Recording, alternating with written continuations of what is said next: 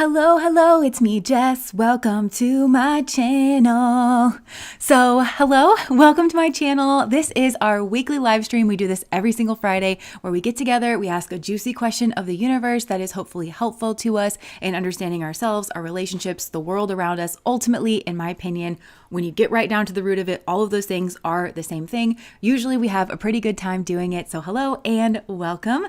Today, our question is a good one. I think this is a good one because I've been sort of channeling all morning and I don't know how this is going to fit into like the different piles and things, but I feel a lot moving through me. So I'm going to kind of hopefully not rush us too much through this intro, but I definitely want to like move us along. But the question for today is, what is driving this connection?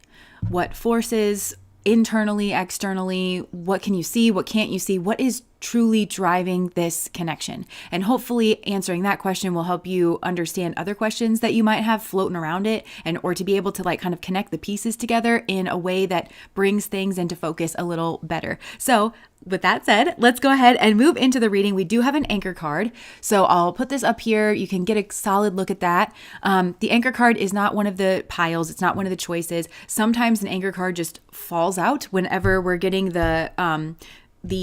we always shuffle for the piles. We don't choose any of this stuff consciously. So sometimes an anchor card falls out, and today we had an anchor card. It is the Medallion. So I take this as kind of a background energy or a base energy of all of the piles. And I truly believe that we read these cards together. I feel like I tap into general energy that is true for a wide swath of people that are watching this. Sometimes we do go a little bit deeper, but I leave that up to spirit, whatever's being like highlighted, whatever's like most helpful.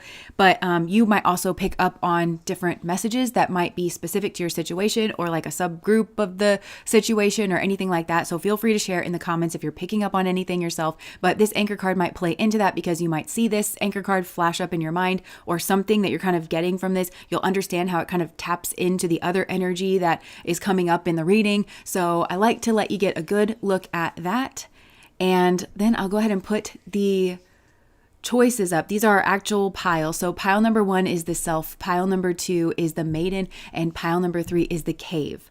So I'll go ahead and put this up. I burned my finger on my curling iron today and I just feel it. I ran it under cold water, but I'm just going to sit here with my finger on my cool can of soda and let you choose your pile. So we'll have a moment of silence for my finger, but also just in general to help you connect with your inner self and let everything settle, if you will.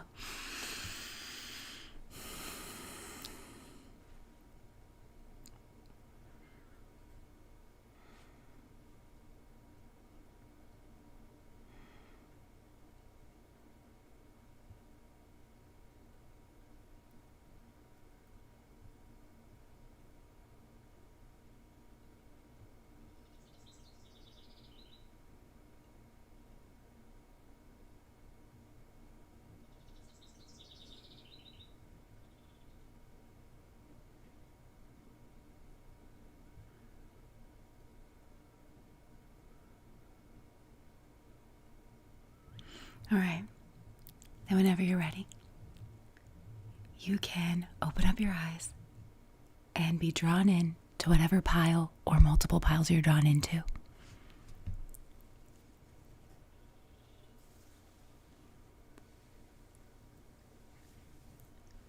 Let you be drawn in here.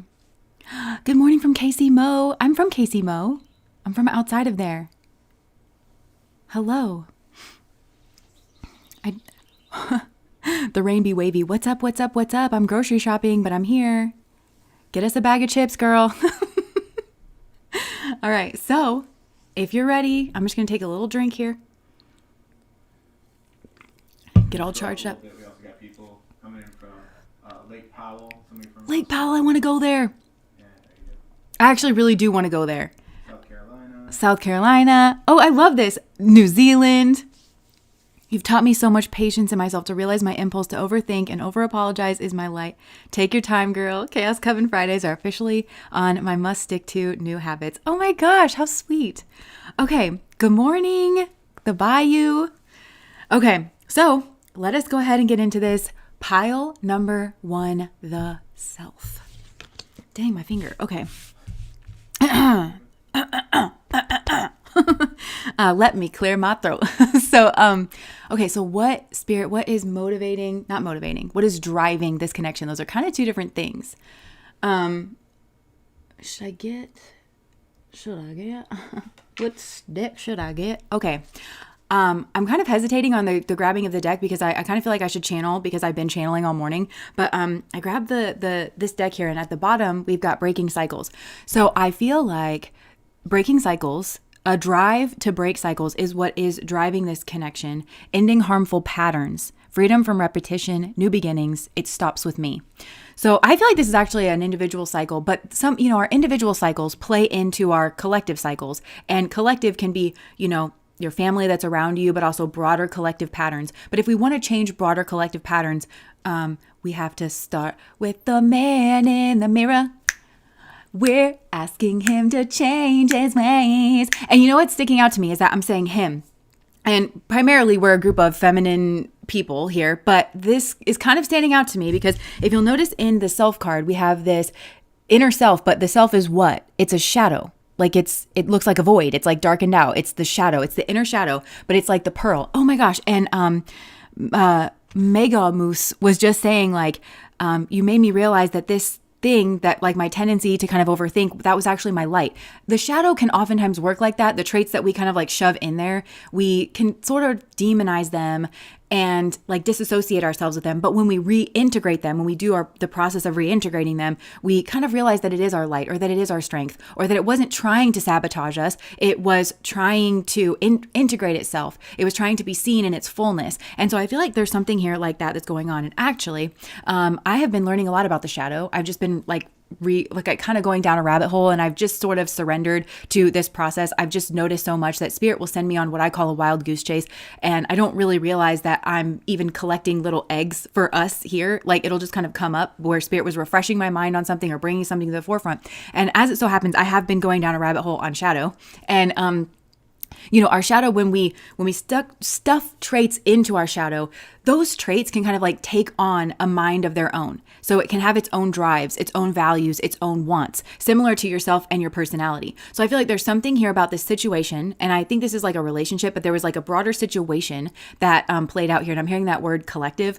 So there's some kind of broader situation that played out here that was somehow driven by the shadow, because the shadow can manifest. It can actually pull in people, places, things, situations for us because it hopes that we will fall in love with those people or those situations, whatever it represents itself. And in so doing, it will kind of like soften our stance to integrating those traits within us, and actually seeing those traits and becoming more conscious about those traits and expressing those traits more consciously. So I feel like something like that played out here, where there was like this kind of shadow person that you met somehow in your environment. You were probably not expecting to meet this person at all. You were probably not even wanting to meet this person at all, but somehow they rubbed you in a powerful way. And that powerful way could have to do with strong attraction or even like strong repulsion. You may have even had figures, again, I'm hearing kind of collective. You may even have figures in this like collective that's around you, and it doesn't have to be a huge collective. Like this could just be like, I don't know, a group of people that you work with, or like your family that you were born into, or people that are marrying into your family or whatever.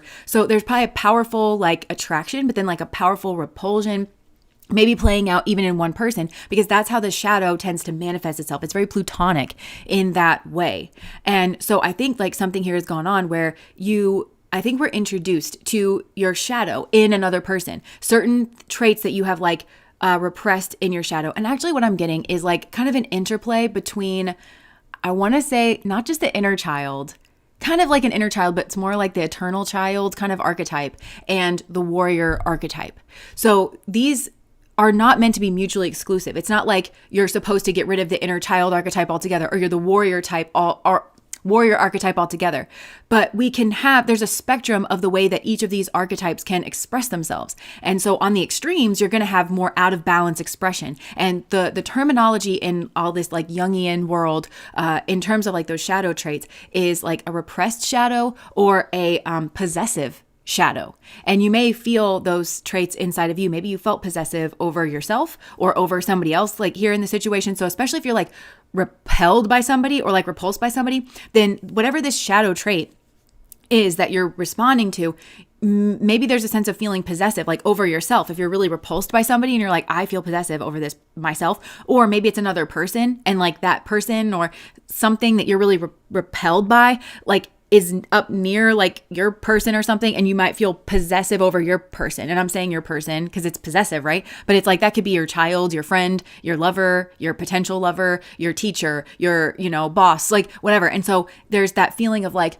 possession, or again, repression, where it's just kind of like underdeveloped and maybe you feel kind of aimless and apathetic and aloof, or something to do with that. But if there's an attraction there, then likewise, there can be an attraction that's maybe like more repressed, but also there could be an attraction that's more possessive. But either way, this is the shadow that's seeing itself in the external world and kind of like sparking up your attention to pay attention to it so that it can try to reintegrate itself. And so, like I said, I think this has to do with the inner child, the eternal child, and then the warrior archetype. So the way that this was described, and I have a book on the way too, and I'm going to read it. And if it's cool, maybe like we can even read it, because I think it would be something that we're like all interested in, because it has to do with archetypes. But this particular book has to do with like masculine archetypes, and it's the king, the warrior, the lover, and the something. King, the warrior, the magician. Sorry, that was like a lot. I was like, the magician. So the king, the warrior, the magician, and the lover. And they all have like these different traits. And I just kind of got a cursory introduction where this lady was explaining it, but I'm about to be an expert. I'm about to know all of it because I'm going to read that book. But anyways, like the inner child archetype here, it's kind of that fool energy, but it's like kind of what's responsible for like the spark and creative ideas. So it's also this kind of habit, if you will, of not wanting to drown one's darlings, as the phrase goes. Don't actually hurt people. But when we drown our darlings, this can play out in a lot of different life arenas. So you may literally, and I feel like if this is the archetype that you're bumping up against, and I've read your cards for a while, this is actually like really clicking in because I've read your cards for a while, and this is a group that is kind of the eldest children archetype, like especially the elder sister. So it's a lot of responsibilities and obligations. It is like tendrils tucked in a woven braid. It's like sometimes growing up precocious means not growing up at all. It's like very much that like everything in its proper place. I'm doing everything correct. This is also like that first, even if you are a man, like that first child syndrome of like, I'm supposed to be this way. I'm supposed to be that way. You follow what your parents are saying, and that's how you develop your sense of self. And you're very helpful, like you're very service oriented. This is actually like built into psychology that birth order tends to have these kinds of effects just because of the circumstance of which you're born into. The elder children spends more time with their adult parents, and they don't have younger siblings that are speaking in kind of gibberish. They hear adult language and only adult language for longer. They're kind of inducted into that adult world. And then if they have younger siblings that are coming along, they share in the responsibilities because they're able to do more things, so there's reasons for this, but this is very much that group of people. So it could be that you met this person that kind of maybe represents that inner child archetype whenever you were going through a period of like slogging it. Maybe you had to work 2 jobs while you went to school, or, you don't come from anything. Like you don't have a nest egg to fall back on. Man, my finger. You don't have like a nest egg to like fall back on. And so you're like, I got to kick it up into gear. Ain't nobody coming to save me kind of a thing. Like I have to. And so you're really developed in that, what's called like the warrior archetype. So the warrior is what is supposed to, like in a healthy relationship, that inner child that's like dreaming, and it's, they don't have an understanding of reality in the way that reality works. Kids don't, right? They have to grow into that. But so they can be in this kind of fantasy world where they play fantasy with their Barbies and their, and so everything is possibility. It's potential, and what will my life be like? And there's a lot of dreaming, and that's so important. But it's important when we mature that the inner child then hands off its dreams that are coming from itself to the warrior archetype. And the warrior will lay it all out on the table and look at the lay of the land and say, okay, let's take an actual look here. What is our goal? Our goal is to go south.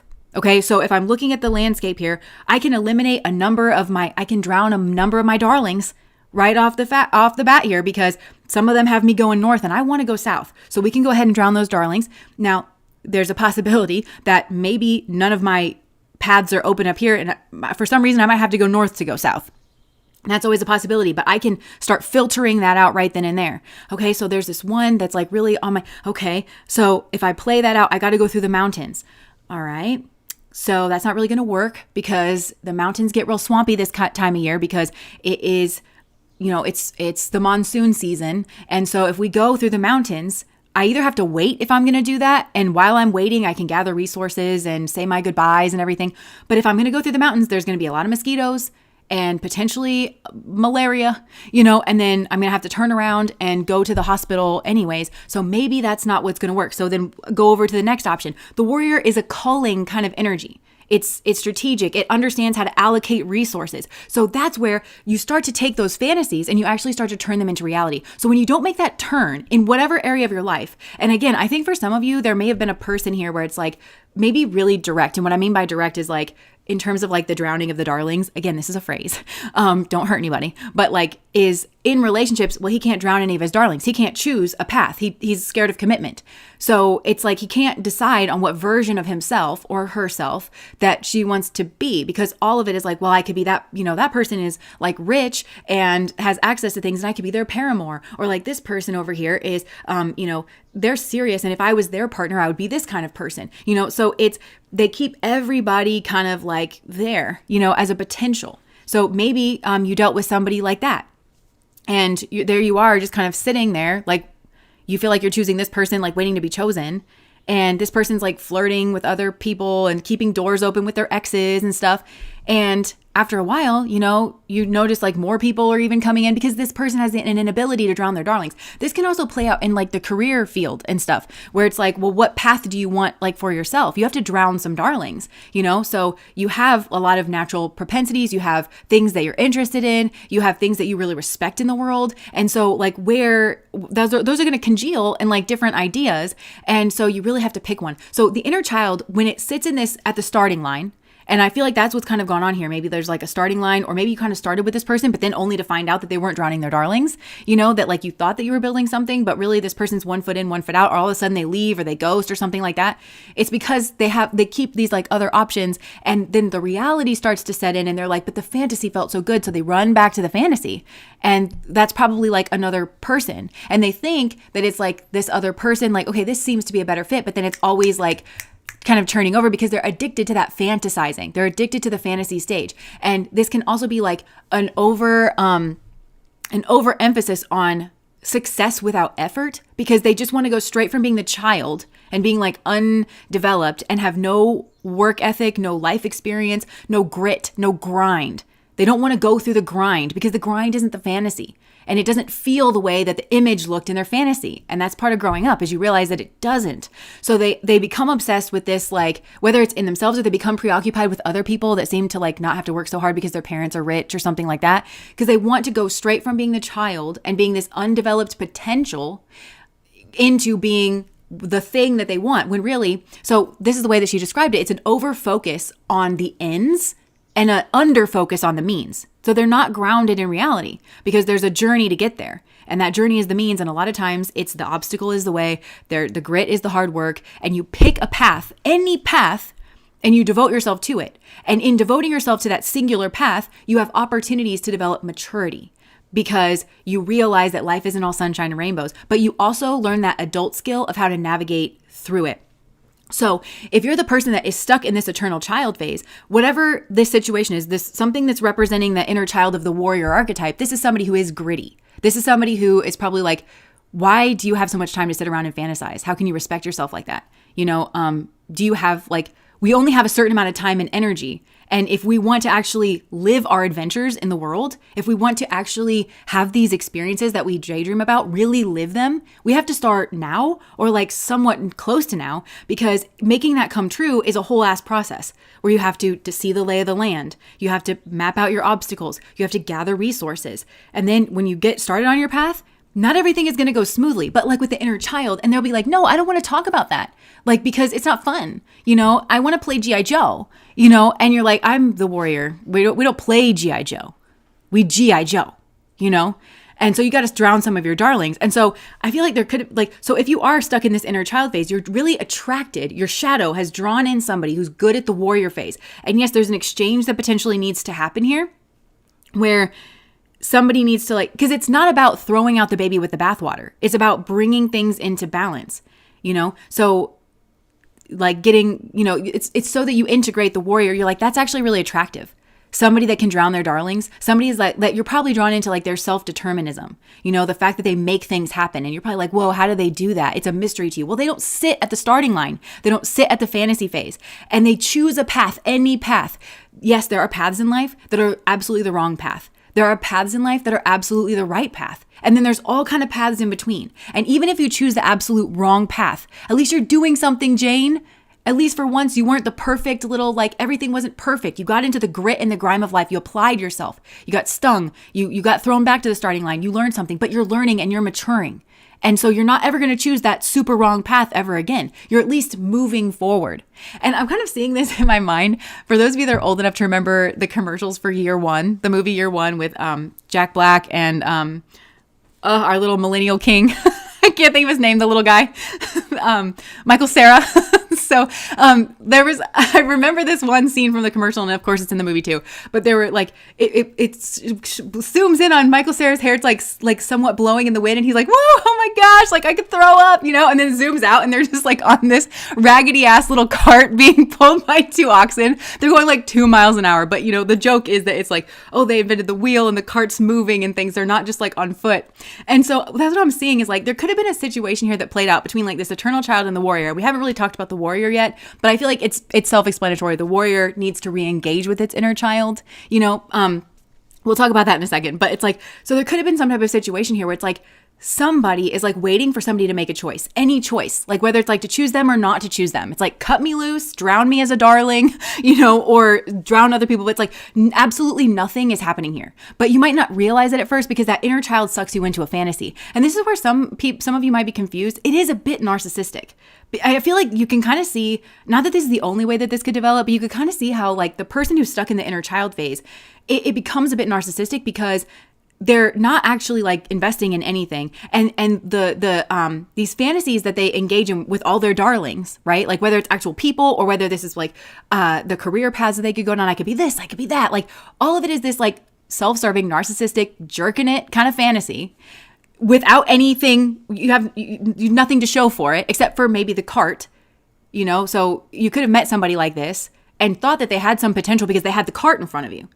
They didn't have the horses or oxen or anything because you need the cart to go anywhere. And this person does want to go somewhere. So you could have met this person and it's like, well, they have the cart, so they must be serious about going somewhere. But then it comes the choice of where is it that we're going. So they'll stagnate like right around there. So anyways, you'll just be thinking like, okay, at first it might feel very adventurous because this person can paint a picture.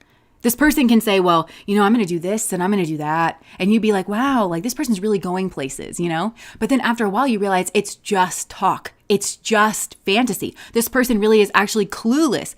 There's something on their masculine side, the doing side, the animus, that is busted.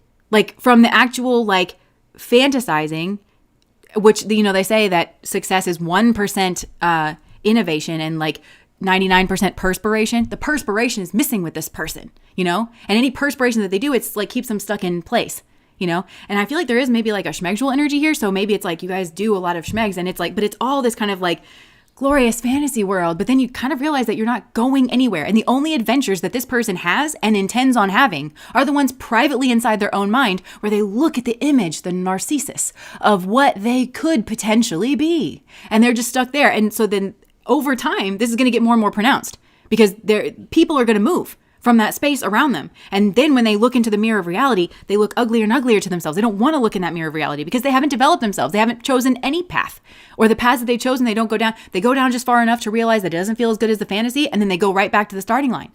And so that's where I'm seeing this cart of like somebody like with their hair in the wind going like 2 miles an hour, where there could have been something here where it's like the inner child is like, why would they choose that person? Or why would they leave me? And their like hair's blowing in the wind and it's like they're going 2 miles an hour. And it's like, oh my God, you poor girl or you poor guy. You were so stifled and so stagnant for so long that getting on a cart that went literally 2 miles an hour felt like being on a roller coaster to you. It felt like the adventure of a lifetime because at least there was movement.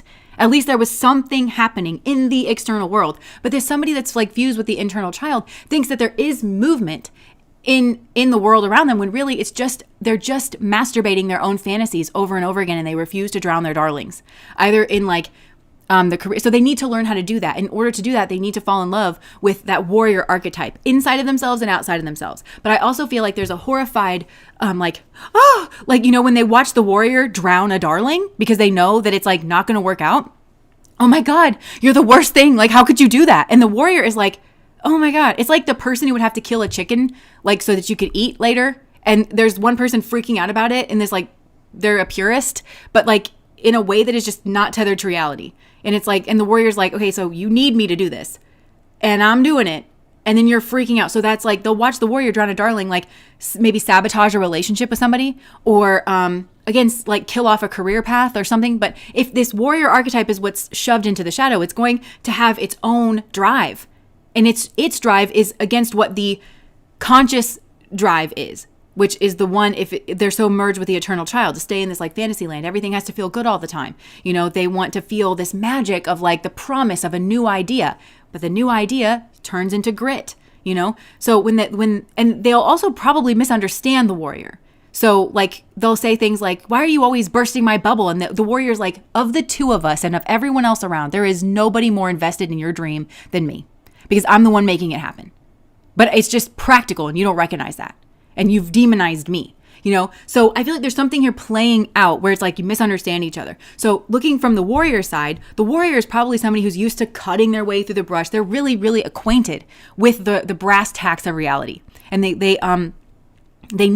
so they've stuffed their inner child into their shadow because life can't be fun. At least they can't be fun right now. Maybe they, it's like, that's going to get us killed, you know? That's going to get us starving in a cardboard box on the side of the road. So we just have to do what we have to do. This is very admirable, and every adult has to have the warrior archetype. Like if you are going to succeed in any capacity, and that's even just treading water, you have to have a functioning warrior archetype. So I think like its inner child is drawing in these kind of eternal children, like never growing up people, so that they like them and that they fall in love with them. And so they kind of warm up to their inner child. But it has to get like integrated and balanced, because if it's not integrated well and they fall in love with this inner child archetype, but then that person ends up letting them down, or multiple people end up letting them down because it's just a fantasy, or like it turns out that inner child, again, they don't ever drown their darlings. So then they realize there's other darlings around. And all of a sudden, then what made them feel special, the warrior, where it's like, oh, this person's giving me their attention and I feel like this darling. Then all of a sudden they realize there's other darlings around. You feel less like a darling, don't you? You feel less like a darling. You feel less special. You feel less magical, you know, so that there's an incongruent feeling of like what's happening here. The inner child's like, no, this feels really good. And the warrior's like, it feels really good to you and only to you, because for it to feel good to everybody, things have to move in the actual material world that we both share. And so your experience of like empty promises and, you know, like non-committal energy, like it only feels good to you. It only feels real to you because it's like existing in like your fantasy, but that's not what's going on like out here. So there's some kind of like disjointed something that's going on here. And I think like maybe there's also something here of like the animus. Remember, like from the beginning, like that inner masculine that is disintegrated. It's like disjointed. And that's where I feel like you're the Isis, like kind of connecting things and building like your inner animus. And this is very common for women in our society because we're taught to suppress that inner masculine. You know, we're taught to not be self-sovereign and self-determined. So I feel like there's a whole path that's like outlined here for both of these people. And the first is you have to kind of reacquaint yourself with your inner animus, the part of you that says, I am self-sovereign, I am self-determined, I have this particular goal and I will achieve that goal. That's the inner masculine. And so that requires the warrior to be able to say, so I have to be able to drown. I need ideas. Okay. So we need the ideas, and we need the ideas to come from inside of me and not me being controlled by outside factors. So it's great that like you have a rich inner world that's like where you can dream. So you kind of know yourself and you know what it is that you want. But then we need that warrior energy to come in and say, okay, like, we're culling all of this and we're going with this plan, and then like kind of move forward in that. And I feel like that's kind of what this is. And it's about bringing the self like out into the world, like actually materializing the real self. And there's this disjointed conversation that's going on here, like maybe between two aspects. It's both. It's disjointed between two aspects that are inside of you, because one is a very conscious part of you. It's either the warrior or the inner child. It's very conscious. And then there's that subconscious shadow attribute that has taken on, it has its own drives that are not in alignment with that. So it's maybe pulling you in two directions and it's manifesting. You'll have one person that kind of really represents that conscious path that you want to go down. And then there's another person that manifested from that shadow attribute, that's saying, well, wait a second. So with the inner child, it's like, well, maybe I just want to dig around for a while. But then the shadow manifests your forever partner, because the warrior is like, I actually want to get serious and there are things that I want to accomplish in my life. There's a certain amount of time and energy, and this is the path that we should be going down. And you can have fun with the inner child and dig off, in other arenas in your life, right? Or vice versa, where the warrior is really in charge and it's like, no, I'm going to create this goal. I have to just work and no play. And the inner child is like, manifests this but don't you want to play? Don't you want to have fun? Don't you want to enjoy the journey on the way? Because if that's a good way to waste your life, because it's always another goal. It's always, well, I'll rest when I get there. I'll have fun when I get there, and it's about enjoying it. So it's like these two would be great if they could team up together, but they can't team up together in their extreme forms, And it also, the shadow traits, these things can manifest in positive ways where it's like, oh, I really like this person. I see their potential. If they could just, with the warrior, if they could just relax a little more, and the way to get them to relax a little more is you have to be more in your warrior. You have to show them that they're not the only adult in the room. And that if they drop it a little bit, that it doesn't mean that nothing gets done. It doesn't mean that you end up in a cardboard box. It doesn't mean that the bills don't get paid, because you've got two warriors in the room, meaning you have two adults who can plan, who can see the future, who can strategize, who understand the mountains are over here and that and north is this way. And we're both in alignment that we want to go south. So they can also fill in the gap, and they also can reference the map, and they don't just get lost in their own fantasy world. And then drain all your resources, probably, whether it's time, energy, patience, or actual money, because it's just the inventor kind of guy, that's forever inventing things in the garage, but they're all really weird ideas and they're not grounded in reality, kind of a thing. So there's some kind of disjointed energy here, and both of you are learning how to kind of balance that out. But as I was getting ready to say, it can also put in negative archetypes of that, things that will repel or repulse you. So again, this eternal child that you actually think is really annoying. You're not attracted to them at all. You actually think that they're really annoying. Or the warrior that you really actually think that they're overbearing, and that they're trying to control you. I just heard this could even be a domineering parental figure, and maybe that's why you went running from it, is because that warrior was so out of balance that you felt like you had to, that inner child archetype possessed. Remember, we were saying that the shadow attributes can be repressed and underdeveloped, or they can be overdeveloped and feel possessive of you, but it's a blind spot either way. So that inner child may be possessed and was like, no, I will be happy. I will be, I'm not going to lose my inner spark. And that maybe needed to happen, but then it's demonized the warrior archetype. And, it's funny because when these archetypes are around us, we can think that we are that. And so I think that this is reminding me of a personal that I just did, where I was like, oh, somehow having you around him made him feel that he was better at relationships than he actually was, that he had more relationship qualities than he actually did. So having a warrior archetype around you all the time, especially that drill sergeant, that is okay, and you start to think that, oh, I'm the warrior because I was just steeped in that. But no, you're not. You've had the warrior pushed upon you in a way that maybe felt very intimate, it felt like it was in your space, but it's still not you, babe. So you're supposed to be working on integrating that, but in a healthy kind of way. So it can show up as an energy that you're repulsed by, and you're just ugh. And then it can also show an energy that you're really attracted to, where you're that actually looks more, I would really like to get the fruits that person gets. I would really like to be seen in the light that person is seen in. It's the same archetype that has to be kind of integrated here. So that's what's driving this connection, is basically the shadow, and a drive to piece together a healthy inner animus, that inner masculine energy. And I can't remember who said this, but it was we each have two drives inside of us. One is for attachment and the other is for autonomy and just being our own person. And you could say that that's feminine and masculine, the feminine drive for attachment. This isn't female, right? It's everybody has these inner energies, and then the masculine drive for autonomy. But he says that when push comes to shove, we always choose attachment. So because we're a social species, and at the end of the day, you will get more resources you'll get more out of attachment than you will that kind of autonomy. But this is also why, I don't know why I feel like saying this right now, but this is also why in our societal systems we have to understand that we all have a drive for both. So even people who are existing in a state where autonomy is difficult, maybe childhood, or somebody who's getting more into old age and needs more care and support, somebody who maybe they're in a wheelchair, they can't necessarily get around on their own. It's important to think of ways that we can give those people access to their own autonomy, because that is like what's balancing out. The whole world is mental. The whole world's like a psyche. So then you have people who are represent a certain side of the political spectrum, I will say, that are like, oh, just suck it up. Like, why can't you just suck it up?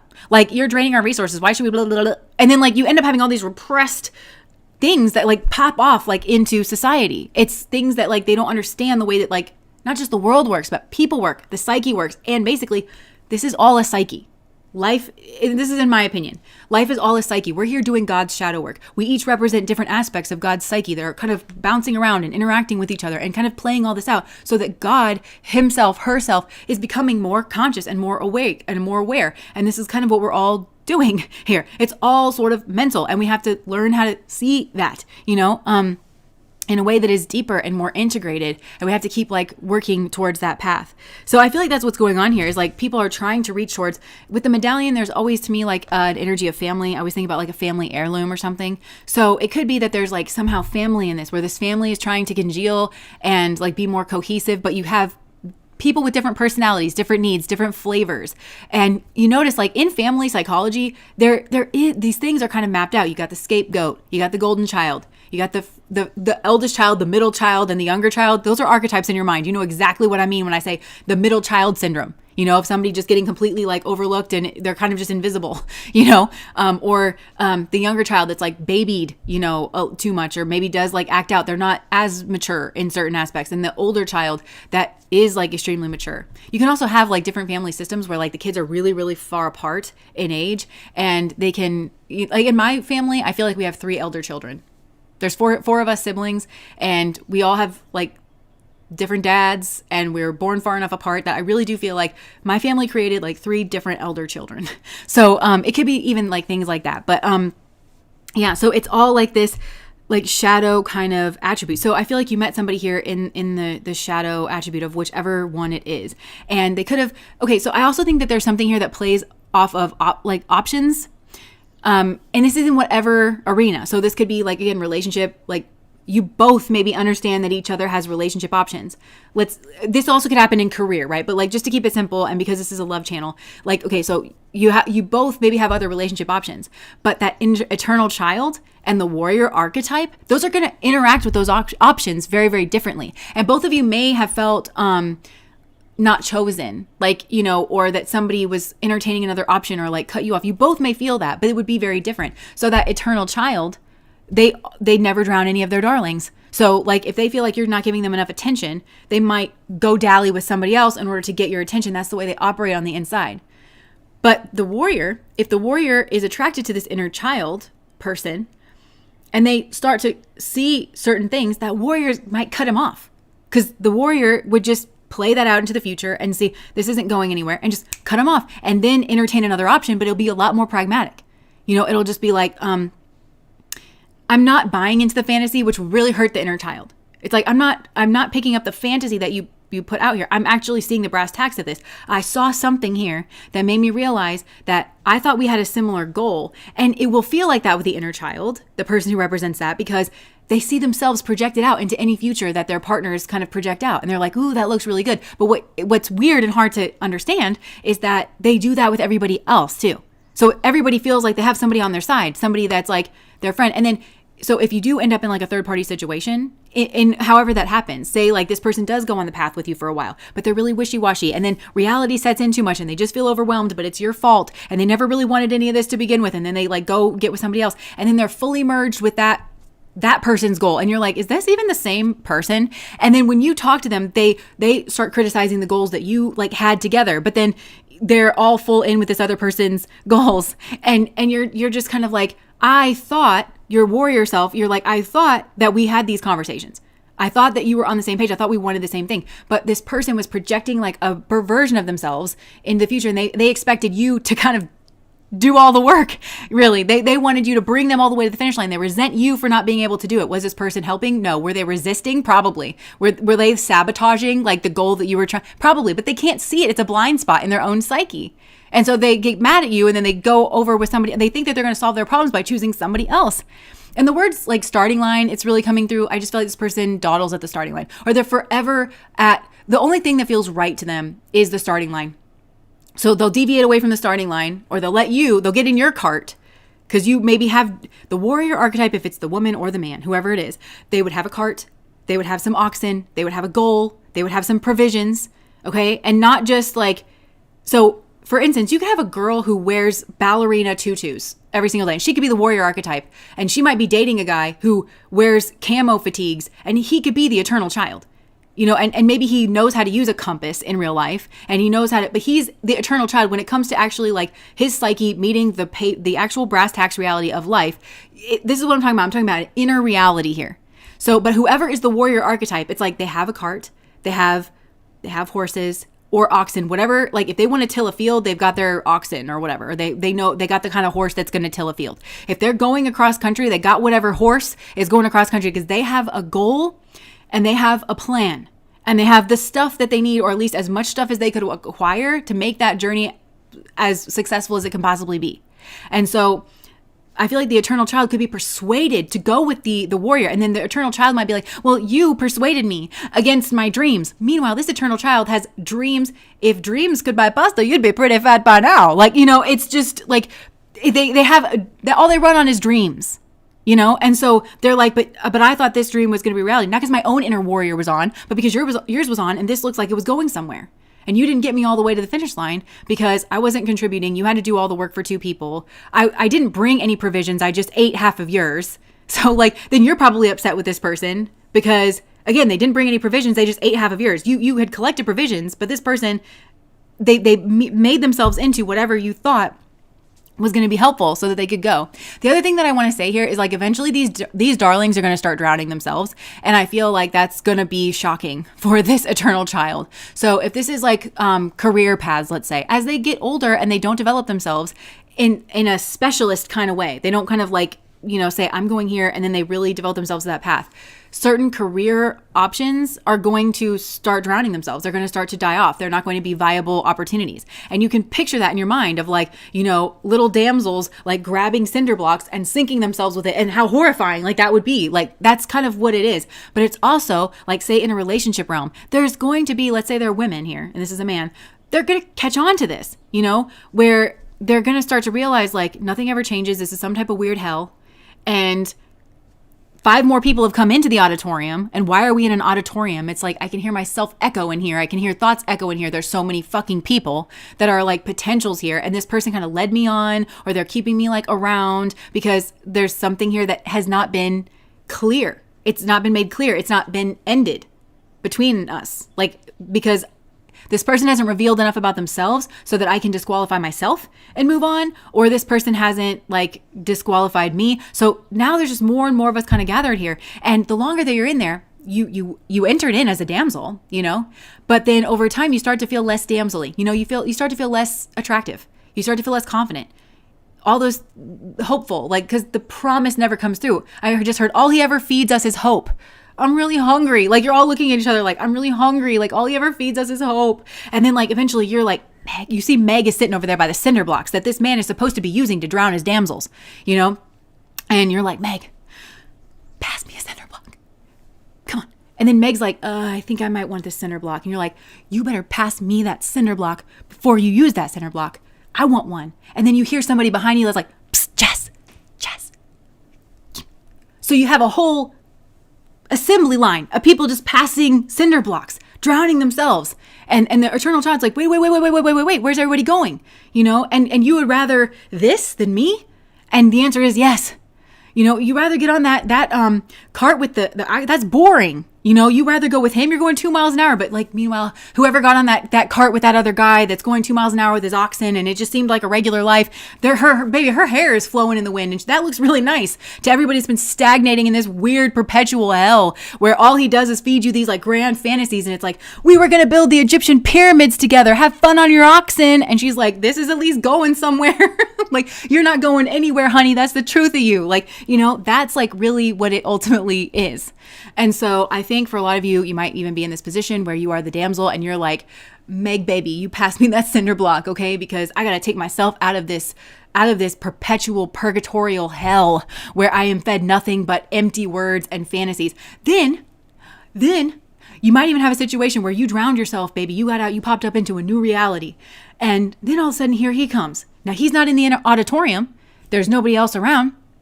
And you're like, oh, is this a paradoxical situation where he's like, actually, is this you making a choice? Yeah, I realize what I lost and everything, blah, blah, blah. And maybe for some rare instances, that's the case. But then you see him go over and talk to Meg. And because Meg got out too. And then you're like, run. Like, because he's trying to get his damsels back. He wants his options. And it's not just about the options. It's about the perpetual fantasy. It's about the starting lines. He's collecting starting lines where he can go back and rehuff that like starting line where it doesn't actually matter what he amounts to. It doesn't matter what he does. It doesn't matter that he's struggling in shop class because he wanted to be he wanted to be a mechanic and he wanted to open up his own shop, you know. But he's struggling in his shop class. It's hard. He doesn't want to focus on that. He could get better at it. And then he could actually one day become that mechanic, but it's not going to feel that fantasy. It's not going to feel that dream. It's going to feel like I worked very hard for this and I deserve this. By the time he's saved up enough money to actually open it up and he's taking some risks and stuff, this is going to feel very, very real life. And he doesn't want it to feel very, very real life.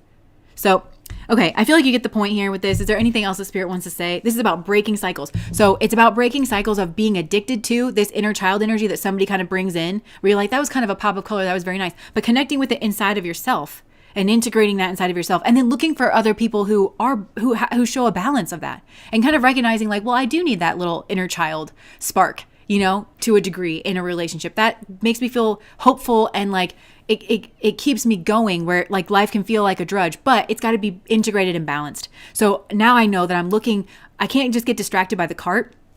I need to look at the horses. I need to make sure this person is their life functioning on its own, right? Like, okay, they have their horses, but their horses are stabled. You know, they're able to, before they take off on their journey, things are taken care of. Like, they're not just sitting their horse and carriage out like all day and night. Like, they're boarding their horses, they're feeding their horses, they're caring for their horses. Somebody who is able to think through these like practical sort of needs. That's the thing that you're kind of learning, is not to get your needs met through this like external figure sort of thing.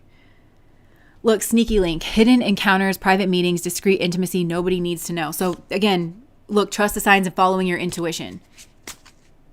Money moves. Yeah, so it could have to do with like a sneaky link or some type of money situation. But it's about using your intuition where you're like, something isn't quite right here. Because what you're sensing isn't quite right here is there's an absence of the warrior archetype in one major arena or like overall. And you're trying to materialize something here. You want something to actually happen. So really this could be also like not just the inner child, but it's like the magician. You know, somebody who can make stuff happen.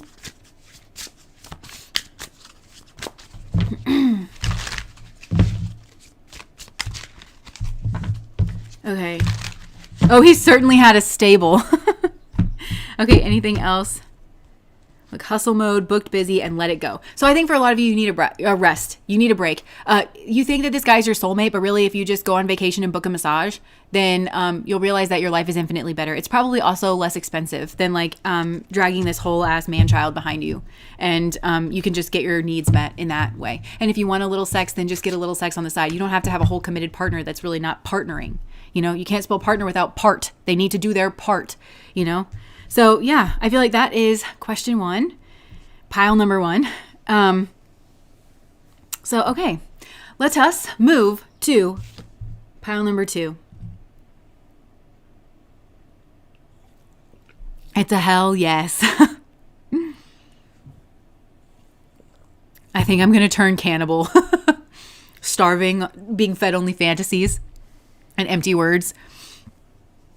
And they're like masturbating to it inside themselves because they're like, I look so great in this fantasy. Can't you see how great I look in this fantasy? Why don't you believe in that? Because at a certain point, you're dumb if you keep believing in this person, because they never ever amount to anything. And when they start on a path, they never finish on a path. They always just go back to the starting line. And it's because they have an overactive inner child. Okay. You're welcome. Meg. If you are a Margaret too, I'm sending the nodding Obama gif over the ethers. Ah, Meg. Okay.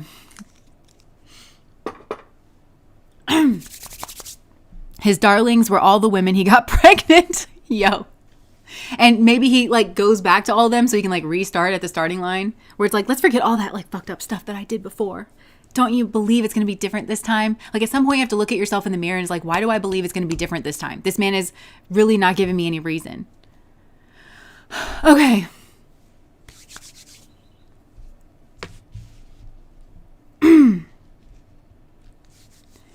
So pile number 2. I'm ready to just get this going. Because like I said, I had a lot flowing through me and I don't want to lose it. Compassion. All right. Pile number 2. We have the Maiden. All right. So immediately what I'm getting for this, I kind of like got this as soon as I looked at this card, is the devouring mother. So what is driving this connection? It's somehow the archetype of the devouring mother. But a lot of times that archetype can be hidden, or it can like not be seen clearly. So it can be hidden because if this is a relationship, maybe it's his mother that is in some way the devouring mother. It also could be your mother. Also, what can contribute to this hidden aspect is the way in which that archetype becomes the devouring mother is oftentimes through an overemphasis on nurturance and protection. So this is another way that it can be hidden, where there's like this desire to like overprotect, but it's inappropriate like at this kind of phase or at this kind of stage. So this could be somebody that's overstepping their boundaries, but this could also be in the way that their mother, maybe they have a really good relationship with their mother, or you do, but it's like overly dependent, where actually a mother's job, a parent's job, a father's job is to make sure that to teach their child, to love their child, but ultimately it's to bring their child up in the world so that they can function on their own. And there's been a failure to do that. And it's because of this devouring mother principle. And for some, maybe it is a father figure that is bringing in this devouring mother principle. But I also feel like there could be a hidden motive for even like having the child to begin with, which may have to do with like not wanting to be alone in the world, or like kind of feeling like it's just them, like they're up against a family struggle. They want like an ally. So maybe they're going to birth and raise like an ally. That's different than birthing and raising a child who is their own autonomous being. This can be a subconscious thing. Like it might not be in the conscious mind. So again, stuffed into its shadow. So the devouring mother, again, traits that we stuff into our shadow, they take on their own desires. They have their own, like, it's like they operate rogue. They go completely rogue. They have their own drives and desires. Really, the drive is ultimately to reintegrate itself with the conscious personality. But in order to do that, it has to be seen. And so it can get very like vicious, or it can like create kind of different circumstances. So maybe for some of you recognize this in yourself, where it's like you're telling yourself you're this like nurturing, very attentive mother, but those are like words that describe this devouring mother tendency in a more positive light, and therefore you're not really able to see the destruction that's like actually being caused here, where actually it's kind of, again, on the back end, it's meant to generate a kind of like dependency. So this could, like in a man, this would generate somebody who either like maybe over idealizes women, or like never approaches women at all, or somebody who is split, and it's like this kind of Madonna Schmore thing where there's a lady that he puts up on a pedestal, or a certain type of woman, but there's another kind of woman that he gets down with, like can sleep with, kind of thing. But it's this presence of this like kind of like devouring mother.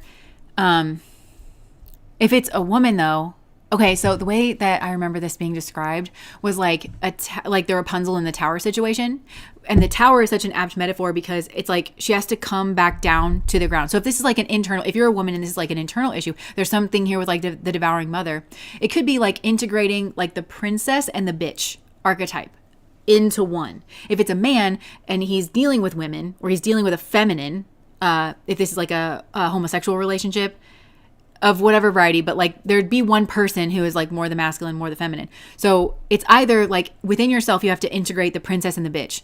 But in order to do that, you have to come back down to reality, and you'll have no problem doing that because reality is going to require you to growl and to, so it could even be that like this devouring mother has sought to put you in a cage that's elevated. So there's a kind of cage that you might not recognize as a cage because it's this elevated, you have an elevated association with it in your mind. Like if you are this woman, you're like, okay, well, this is an ideal. I'm supposed to like embody this ideal, but none of us can embody an ideal. So there's just the brass tacks of dealing with reality, which is going to, and women do have to fight against this a lot. And you hear so much rhetoric of this being actually externalized. I think it's always been there, but with the internet and with like the red pill community and stuff, where they say things like, they just espouse the Madonna Schmore complex as some type of like key to life, as though that's not like a very, fucked up like way of existing that is like calling out for healing. They just kind of say like categorize women into these different things, but there's also this demonization of especially older women. But I don't mean like elderly women. I mean like women just, what do they say? Even like a lot of this red pill stuff, it's like being older than like 25 or like 30. You're considered old goods. You're considered old news. Why? Because you're no longer naive. You've had enough life experience to where you actually understand that actually there's a lot of men who are liar. They lie to themselves in order to lie to you. They're selfish. You just become acquainted with reality where you're like, I need some defense mechanisms out here. And they're trying to like, they advocate for keeping women in this like infantile, like forever naive kind of state, you know? So some way, somehow this has to do with like a hidden issue with a devouring mother. And it doesn't necessarily even have to be a person, because like organizations can be this devouring mother archetype, corporations, like whatever. It can be this devouring mother archetype. But there's something here that's like kind of going after this like maiden energy, maybe trying to like control it or like not wanting to let it leave. So maybe you have a mother that's like very nurturing and helpful, but she doesn't want you to ever leave and develop your own identity. She doesn't want you to go away from her. There's a neediness in her mothering. So there's a selfishness in her mothering where she's not going to let her kids leave the nest, like in the way that they actually need to. And either you're dealing with that on your end, and you might have to be the bitch to the mother, you know, where you're like, you got to get off me. Like, you know, I got to be able to live my own life. But again, the mother, it's probably going to come in the form of like advice or like, I'm just looking out for you.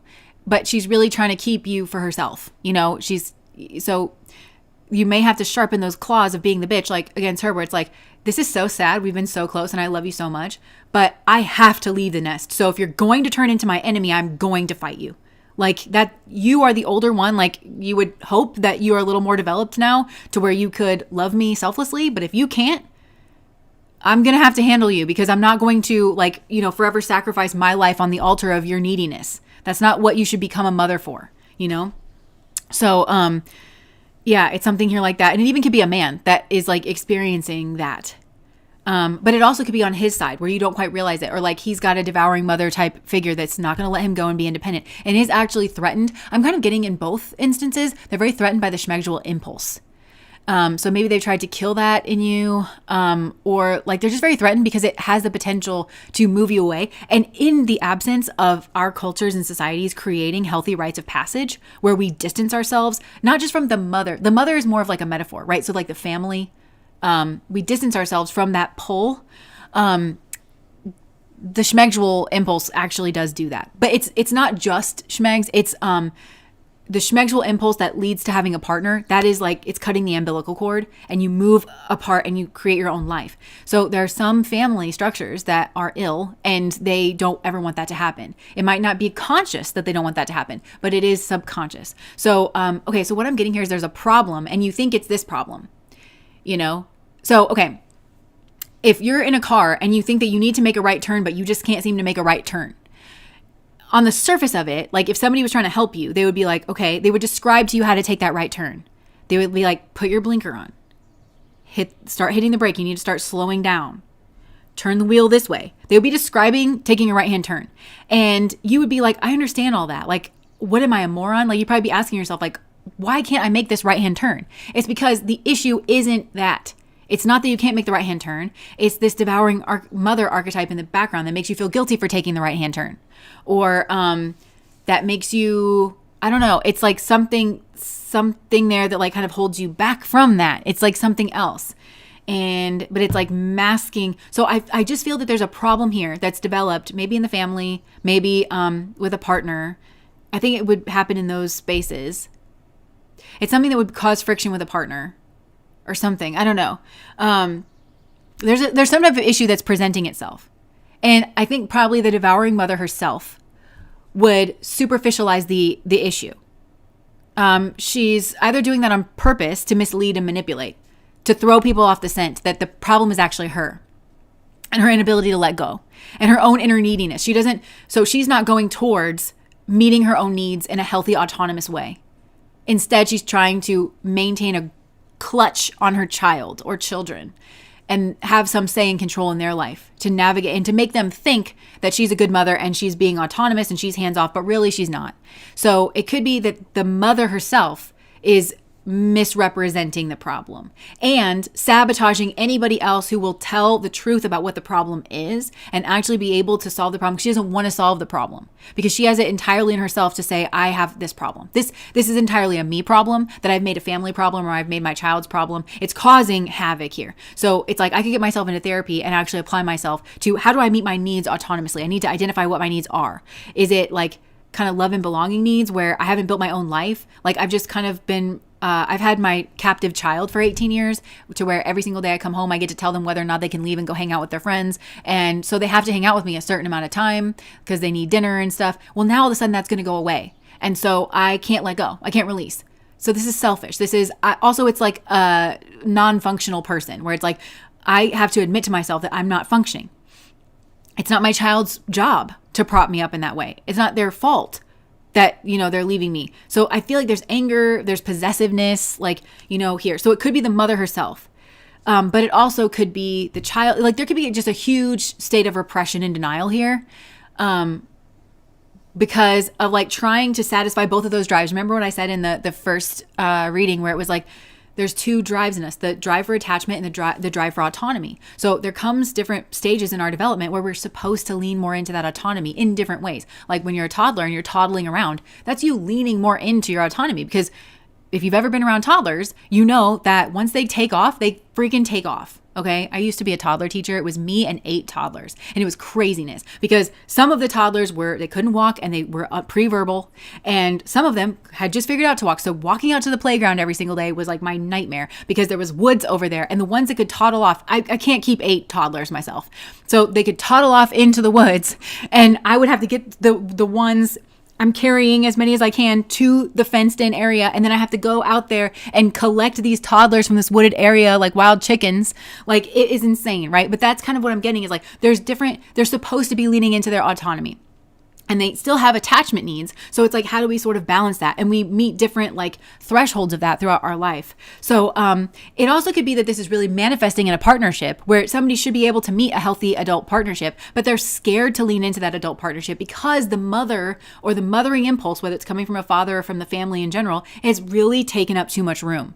It's required the adult child now to give up too much of their autonomy in order to satisfy the mother's needs and neglect so much of their own needs that they probably have this like need for freedom, and partnership is probably really, really scary for them, because it's like they don't want to feel suffocated and engulfed, but that's their partner's not the one making them feel that way. It's actually probably going to give them more freedom because like I said, that sexual impulse of like, hey, this is my partner. We are building our own life. Like you need to back up a little bit. Even if mom is so nice, and she's just well-meaning, like still there's maybe going to need to be some boundaries that are put up there, and it'll give you a little more ground to be able to do that, where it's like, this is our life. We're having a conversation. We're trying to figure out what we want. We're trying to hear each other, and we can't with you. You're not the third wheel, So there's some level of autonomy here, but there could be a real like fear of getting involved with a partner who, especially for a man who's like, or for a woman who's gay, like if the partner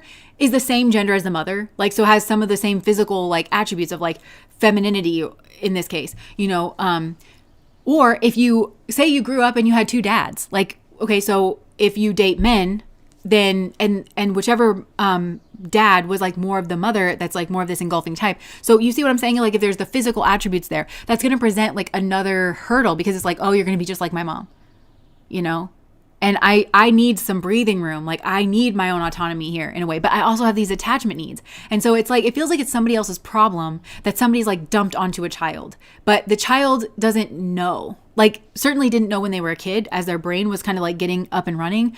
But even as an adult, like it's the thing that they've always known. And so that to them is what relationships are. That to them is what attachment is. It's like always this perpetual sacrifice, but in this way that is very like the mom in Rapunzel. Mother knows best,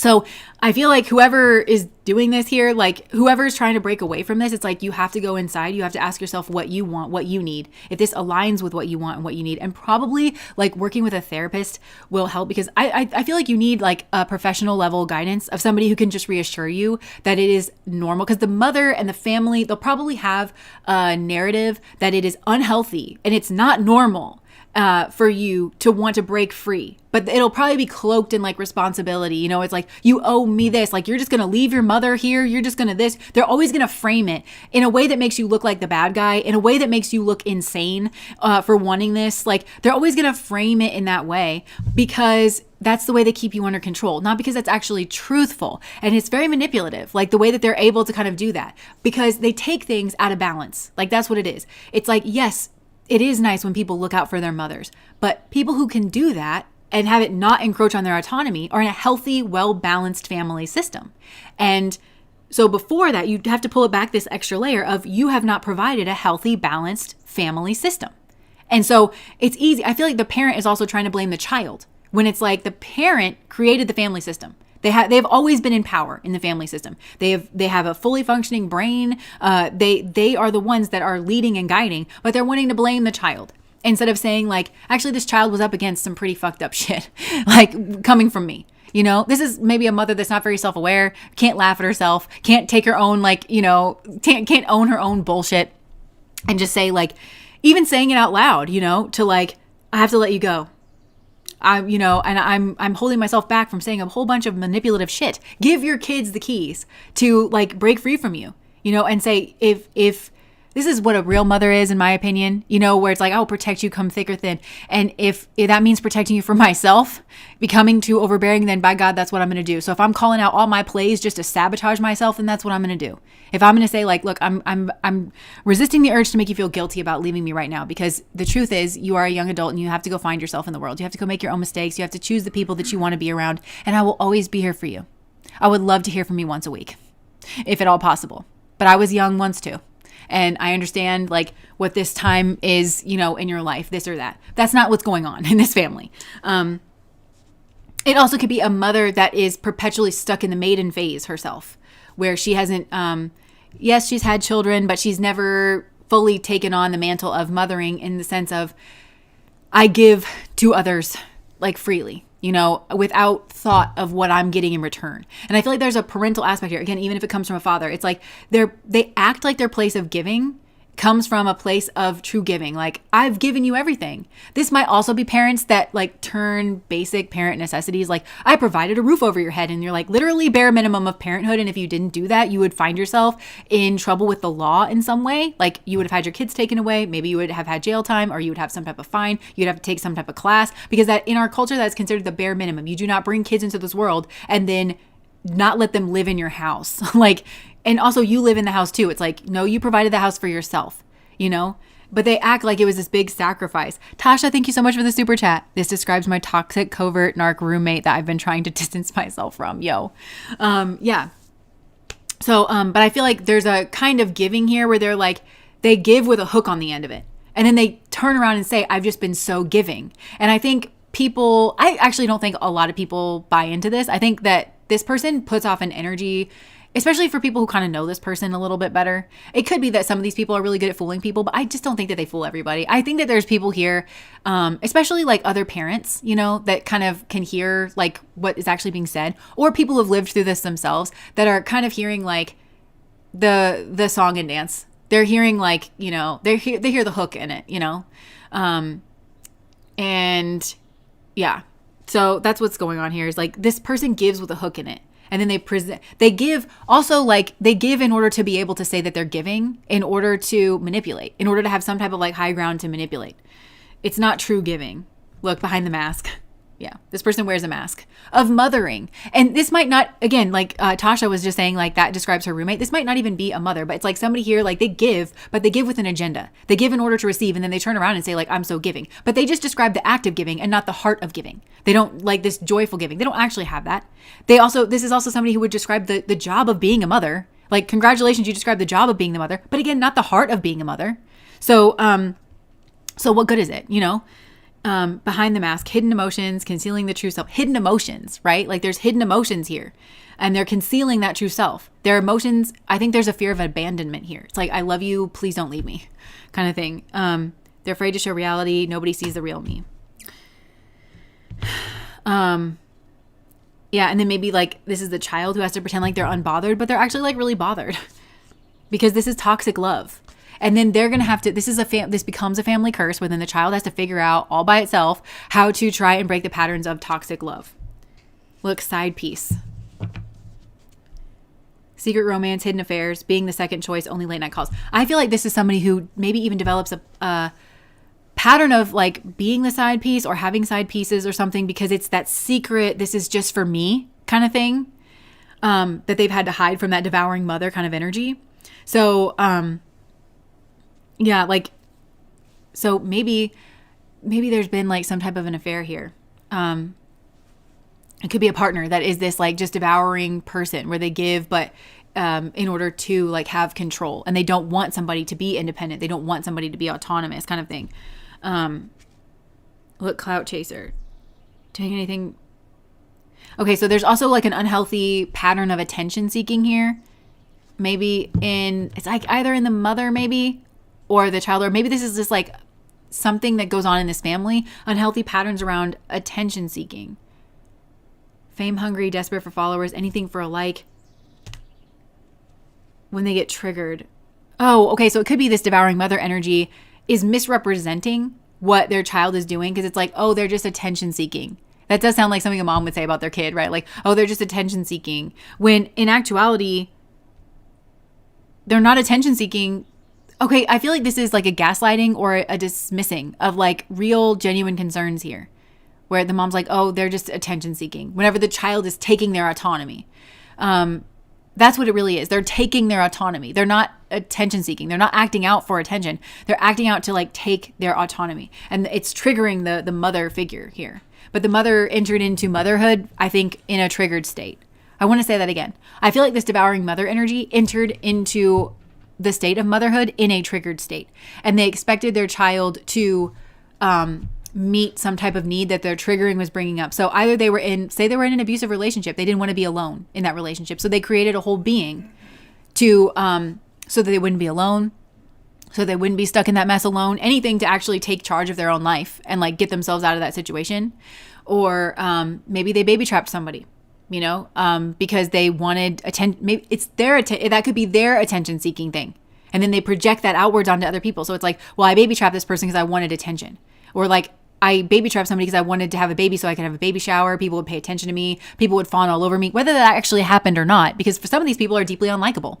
And people are not going to like them no matter what they do because they've caught on to the fact that this is like a very manipulative person. And so this person's like, wow, like I have a whole ass baby and like nobody wants to like help me out or fawn all over me. And it's like, no, because everyone doesn't like you because they know that this is just another ploy for like attention seeking behavior.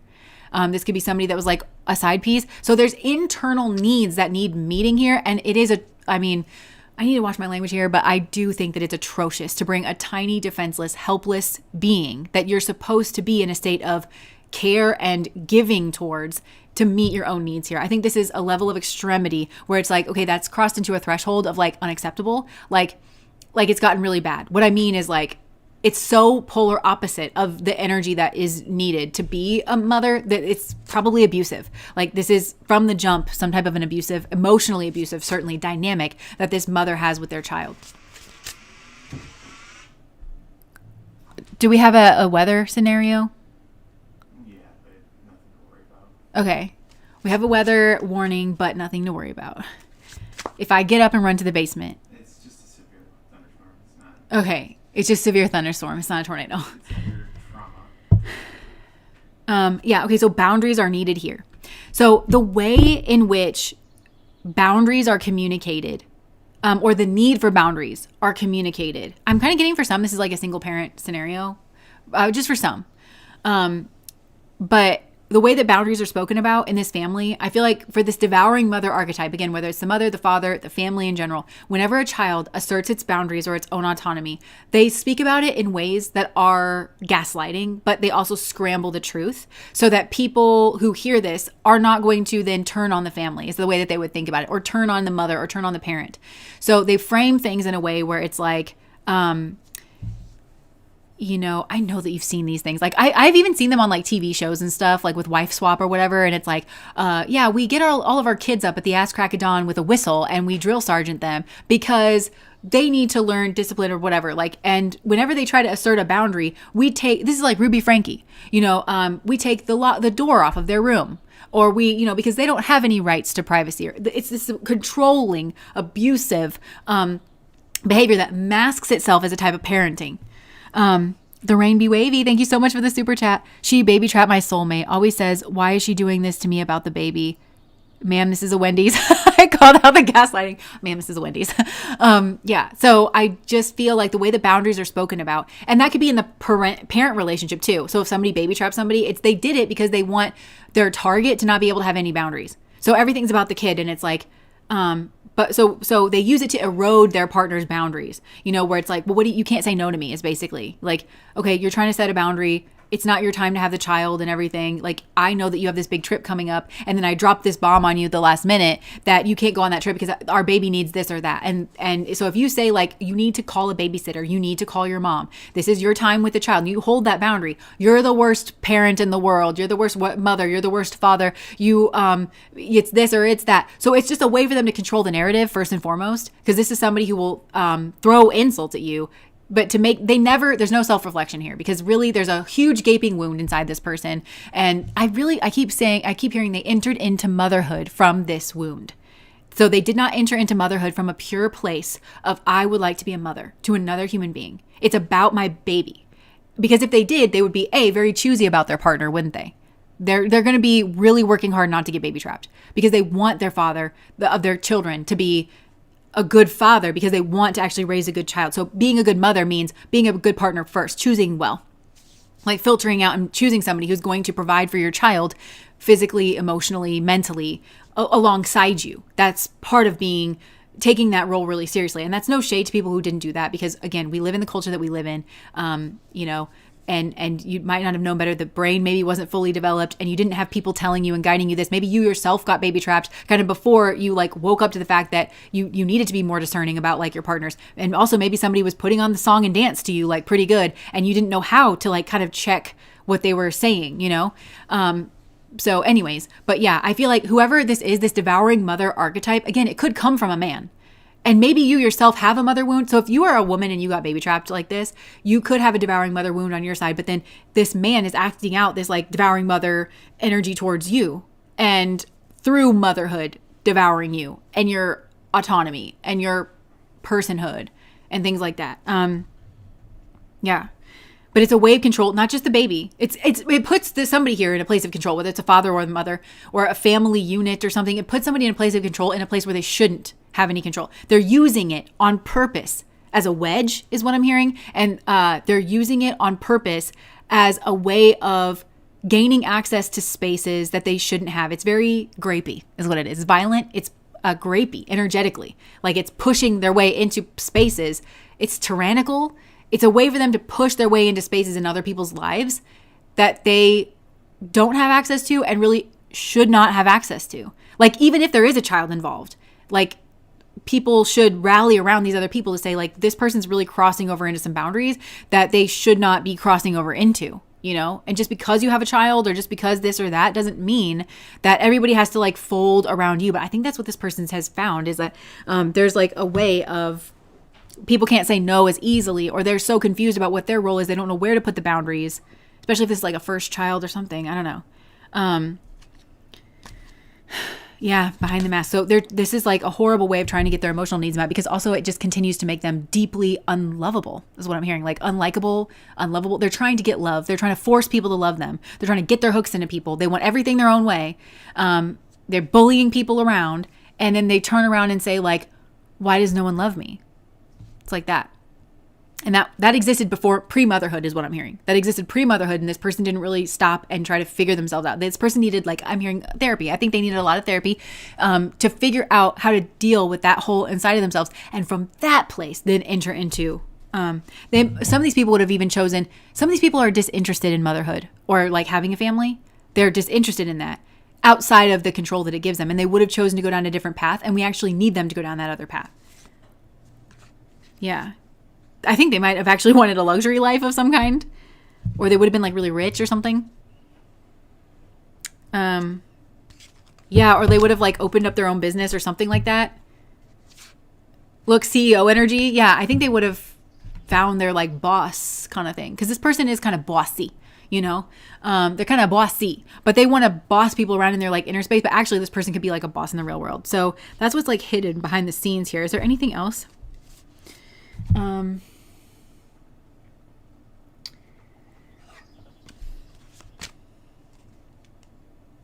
Player, healing, grass is greener. Okay, so what's funny is that so this says player, but it's charming, manipulative, karmic, and being tested. So I think this person can put on the charm. Male or female, this person, they're in player energy, but I don't think that I would describe this person. I wouldn't go to the word player to describe this person in my mind, but I think this person can be very charming when they want something for a short period of time at the very least. And I think that they've gone after like some type of player here, player energy. So maybe this is a person that gets around or whatever. And they're like, well, I want to be the one that he chooses because that would do something for me internally. So they're going to get their hooks in him by baby trapping or something is kind of what I'm getting. Instead of healing their wound. So they need to heal this part of them that like is charming or manipulative. Look, toxic relationship and date. It's like they're externalizing their wound here. They're externalizing, they themselves are actually very charming and manipulative to get whatever it is that they want, to get their like hooks in somebody so that they can have levies of control. And again, I'm hearing the word wedge. So they want to be able to wedge this player away from like other women. They're trying, this is territorial is what it is. Like this person is really territorial. And so they want to use that as a wedge. They don't want the player, they want to be chosen is really what they want. But they also feel they don't understand the process of being chosen, or like they just feel inherently not good enough. They kind of have accepted that nobody in their right mind would choose them. So they probably pounce and they move quick before anybody can kind of find out. So they can maintain a kind of charm superficially and for a short period of time. They'll pounce, they'll get their hooks in somebody, and then they'll use that position, I think of motherhood or family, or again, this could be a father as well. So, or fatherhood, to then drive a wedge between this player, somebody who I'm getting somebody here who maybe they're a player and maybe they're not. Okay. But it's somebody who is charming and it's somebody who has other options and they get jealous of those options. And so they want to drive a wedge between like other people's options. So this is the pattern that's like sort of playing out, whether it did or didn't, because some of these people are just going to like maybe be left on their ass. Like it's not where somebody's like, I would rather just send you a check every month than deal with you. Like, and because it's toxic. So like they use this date energy to then get somebody here into this like toxic relationship. And it says fighting, codependent, misunderstanding, and trigger. So I feel like you maybe really misunderstood this person and like their intentions because they are trying to go out on a date here. But for some reason, the back of this man, it's all shadowy. Like he's kind of sitting a bit in the shadows, but it all is like the dark gray of the suit is like mixing in with like the hair. And then like it's, so they kind of are, they're kind of charming. And then this like falls flat on his face and all of a sudden you're left with a toxic relationship. And then he's like cheating around on you. And this is probably, now you need to heal from this, but maybe there's like some type of inner wound. It's this devouring mother. I feel like, okay, so if it's a man that just did that playbook on you, I think there's a devouring mother wound. I think from this lifetime, like look at your own relationship with your mother maybe, because that might be a hidden relationship. There might be a hidden aspect to that, to your own relationship with your mother, or like mothering energy in your family. Could be a father, could be a grandmother, could be, it's coming from your family, or it's like in your family lineage, but you don't see that clearly. And so this energy has kind of risen up from the swamp in order to like bite you, in order to get you. And like you think that this person is like kind of wanting to date you. And then all of a sudden it's so fucking toxic. And then this person's like playing around with other people, but they feel like they got you. This like, I think in a baby trap, this is like maybe a man who's trying to baby trap people. or it could be a woman. Like, take this however it resonates. But so it's about healing the devouring mother wound, the devouring mother archetype. And for some of you, maybe this is like a past life thing. Look, mask, hidden motive. Yeah, so there's this like hidden motive energy. So whether you have this person around you as somebody who attacked you, because sometimes in the readings I'm like, this was an attack. This is exactly what I fucking mean. Okay, it's this energy where it's like, this was like a fucking attack. If you've ever been like fishing, it's like you put a lure on the end of your hook, a shiny one. And it depends on what kind of fish you're trying to catch, what kind of lure, but you put this shiny lure or maybe a worm, you know, like whatever your bait is, you put it on the hook because you're trying to attract that fish. And then when they bite it, the hook goes, it's not like catching another worm for that fish. It's catching a worm that there's a hook in it that then gets into your mouth. That's this person.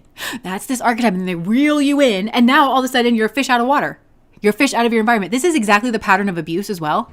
Like they get their hooks into you, but then they isolate you. And the isolating is, remember I said like this person wants to use their position, then drive a wedge between like the other, any other options, whether you're actually considering these people as options or whether they just feel like it's a threat to their like full control of you. It's the devouring mother. That's what this is. And it's like, yeah, it's this whole like hidden motive, this whole like disguise. And look at this figure here. Isn't that terrifying? Like it's in this like cloak and it has this like weird mask on and it's hiding behind the smoke and it rises up like out of the forest. Like this is like an aspect of the shadow that's like risen up to like get you, you know, like that's what it feels like. Not meaning to laugh at this. I mean, we have to lie. We have to lie. That was a Freudian slip. For some of you getting out of an abusive situation, you have to lie. So this is another thing, because maybe you're like, you were raised to be the maiden by this devouring mother. You were meant to be the devouring mother's prey. Now I'm seeing a spider in my mind where they put you got bit like almost before you even realized it. And the venom went in. And then, because the spiders, their venom paralyzes their prey. And then they wrap their prey. And then they just feed off of it. They just suck it dry. And like, so that maybe was what happened in your family or with a mother figure or some type, this devouring mother energy, whoever it is. That's what happened to you. But you didn't realize you were being prepped, because that's what a spider does. It preps its prey to be digested. So you, through the mothering process, you were being prepped to be digested by the devouring mother, but she works like a spider is what I'm getting. So it's not all at once. But it's because of her position as mother, or if this is a father, it's because of his position. So what I mean by that is they're teaching you to be defenseless, but they're idealizing it in some way. They're teaching you to be the maiden.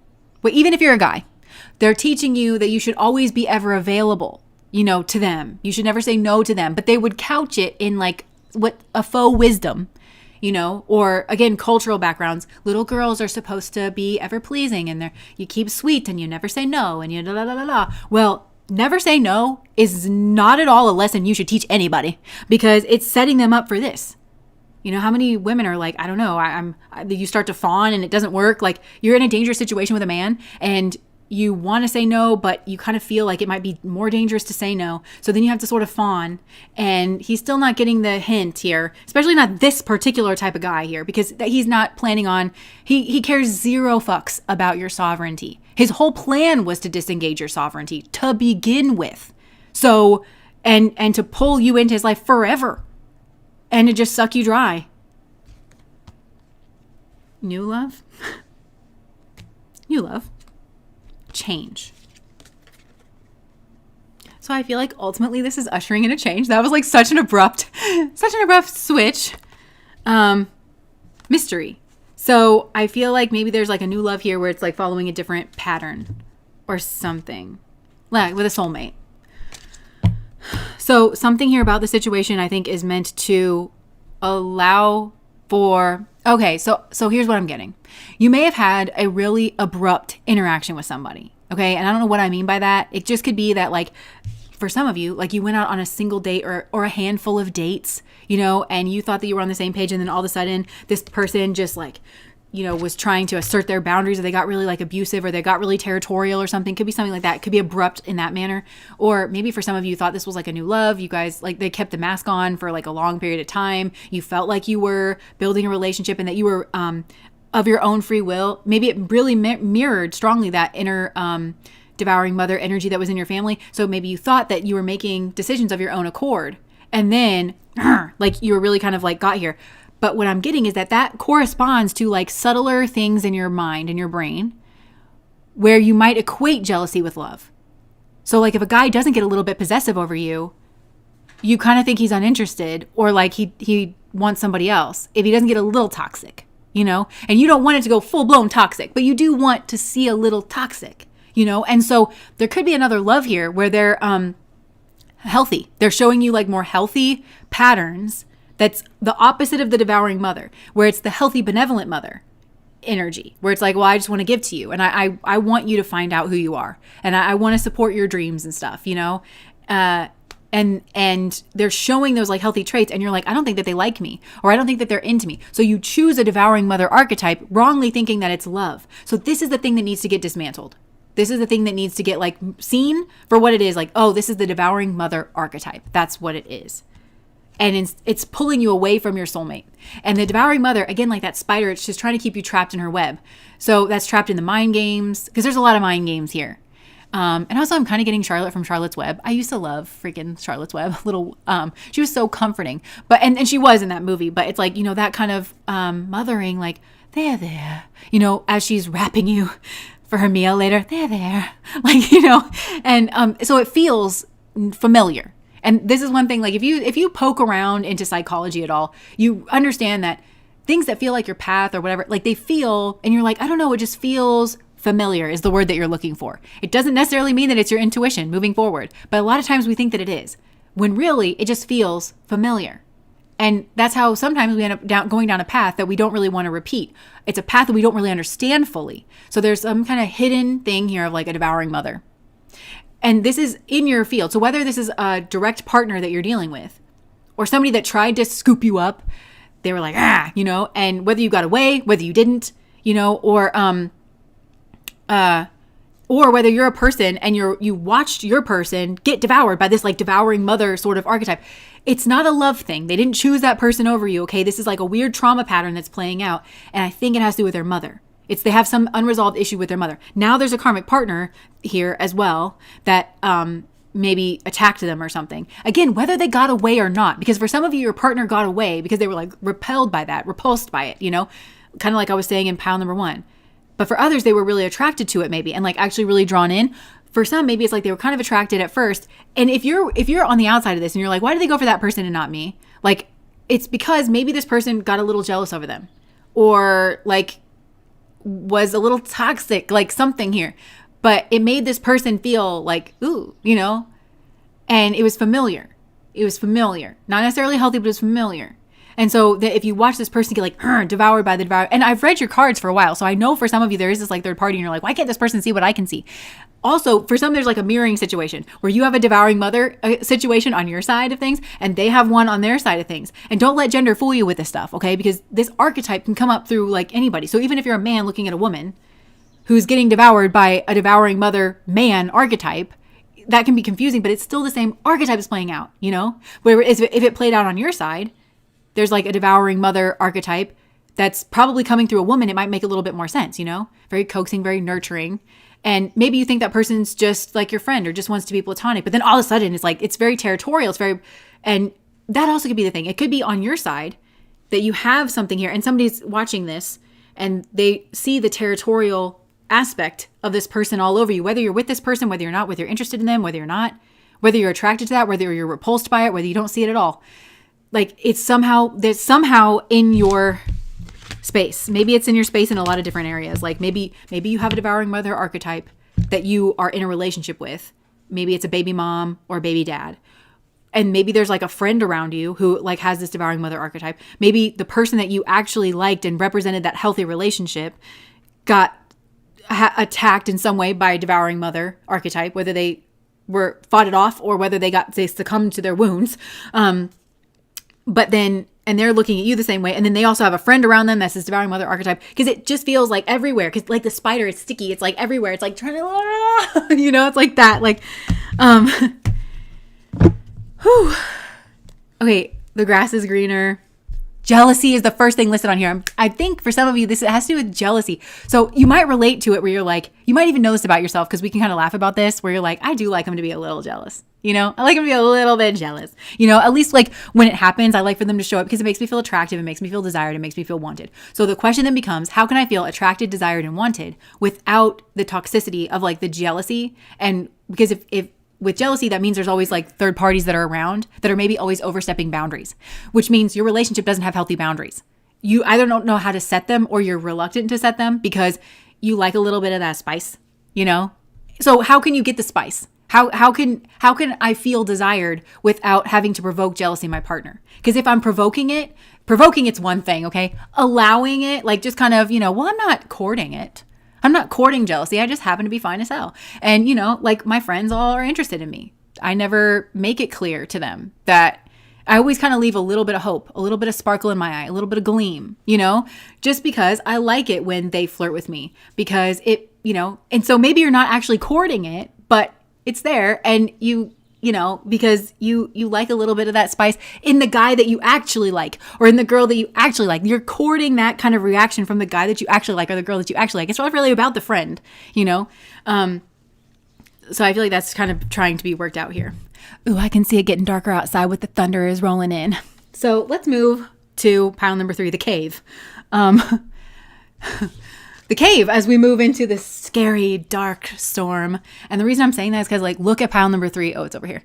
Can you see the little eyes that are in there? Like, you see the, oh, I can't come up. You see the hands there. And then, like, right behind it, there's, like, eyes. Let me just show you. Pile number 3. Oh, I guess it doesn't get any bigger.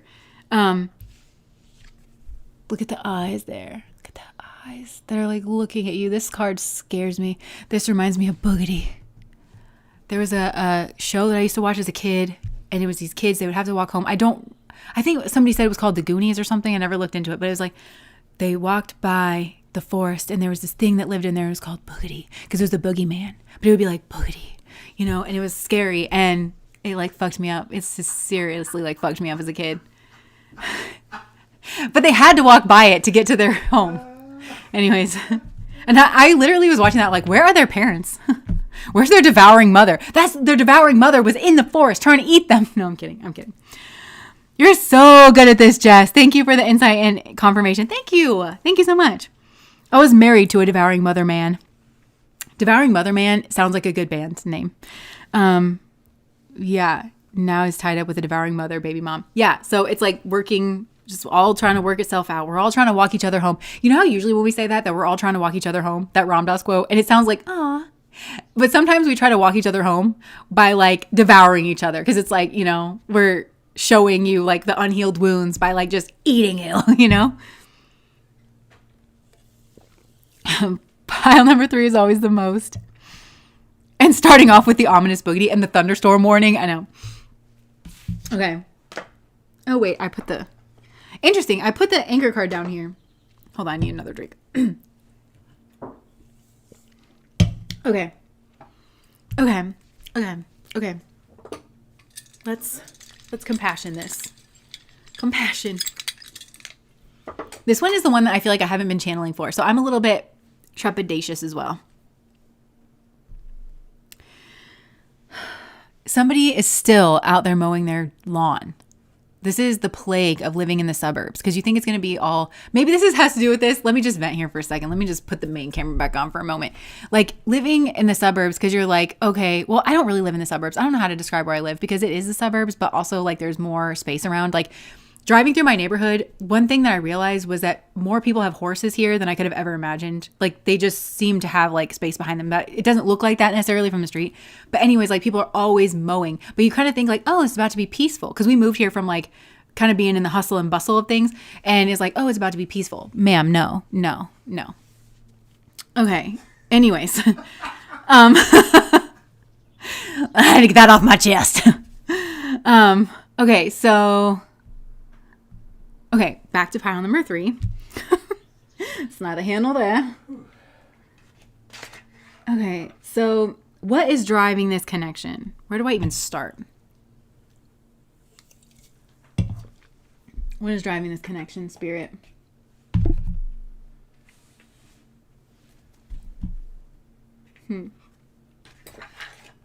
What is driving this connection?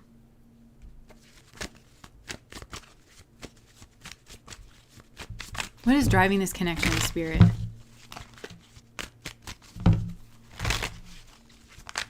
I feel like Macaulay Culkin in Page Master when that big ass storm hit. Please. Oh, not to mention the ambulance that like lives around me. Girl, yes. Allow me to sing you the song of my people. Okay, sorry. I needed a little bit more of a break there than I let on. That might be a part of this. So what is driving this connection, spirit? What's driving this connection?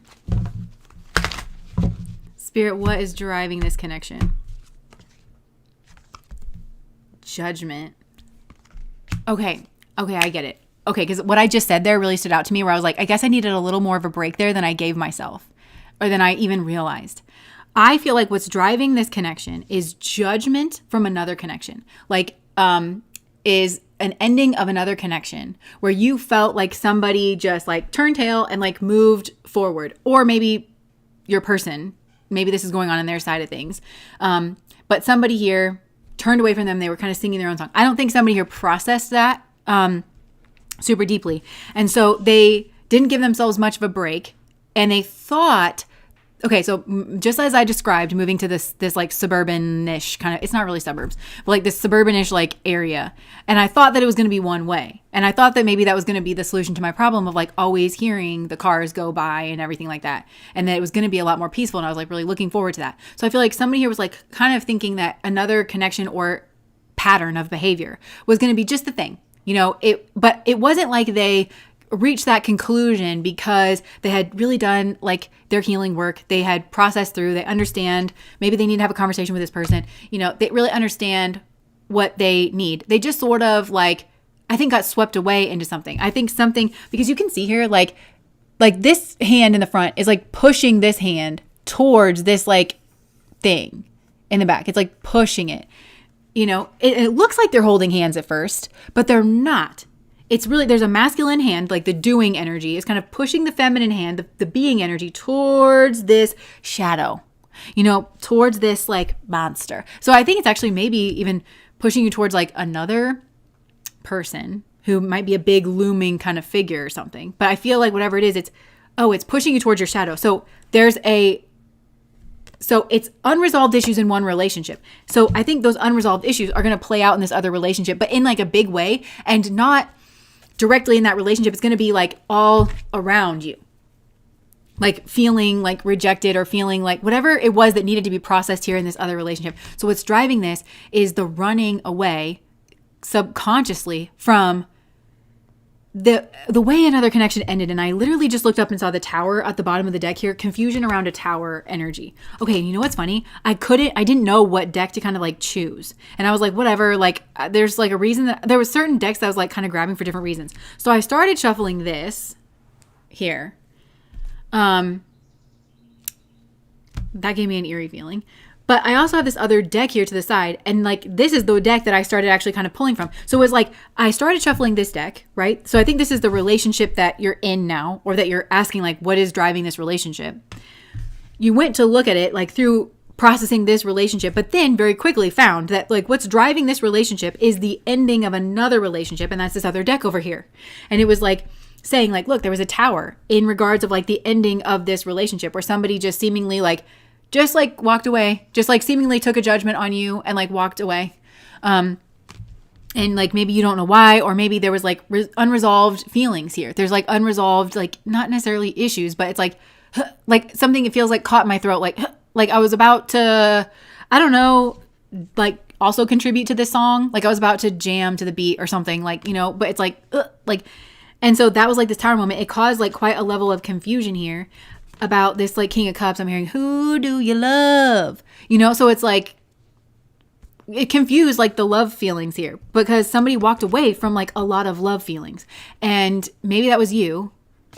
I feel like it would be them though. I think for a lot of you, it's them. Like they seemingly walked away from like a lot of love. I can't help but feel that if you go back and listen to pile number 1 and like the 40 minutes that turned into, what you will find that is relevant to this is, the warrior energy.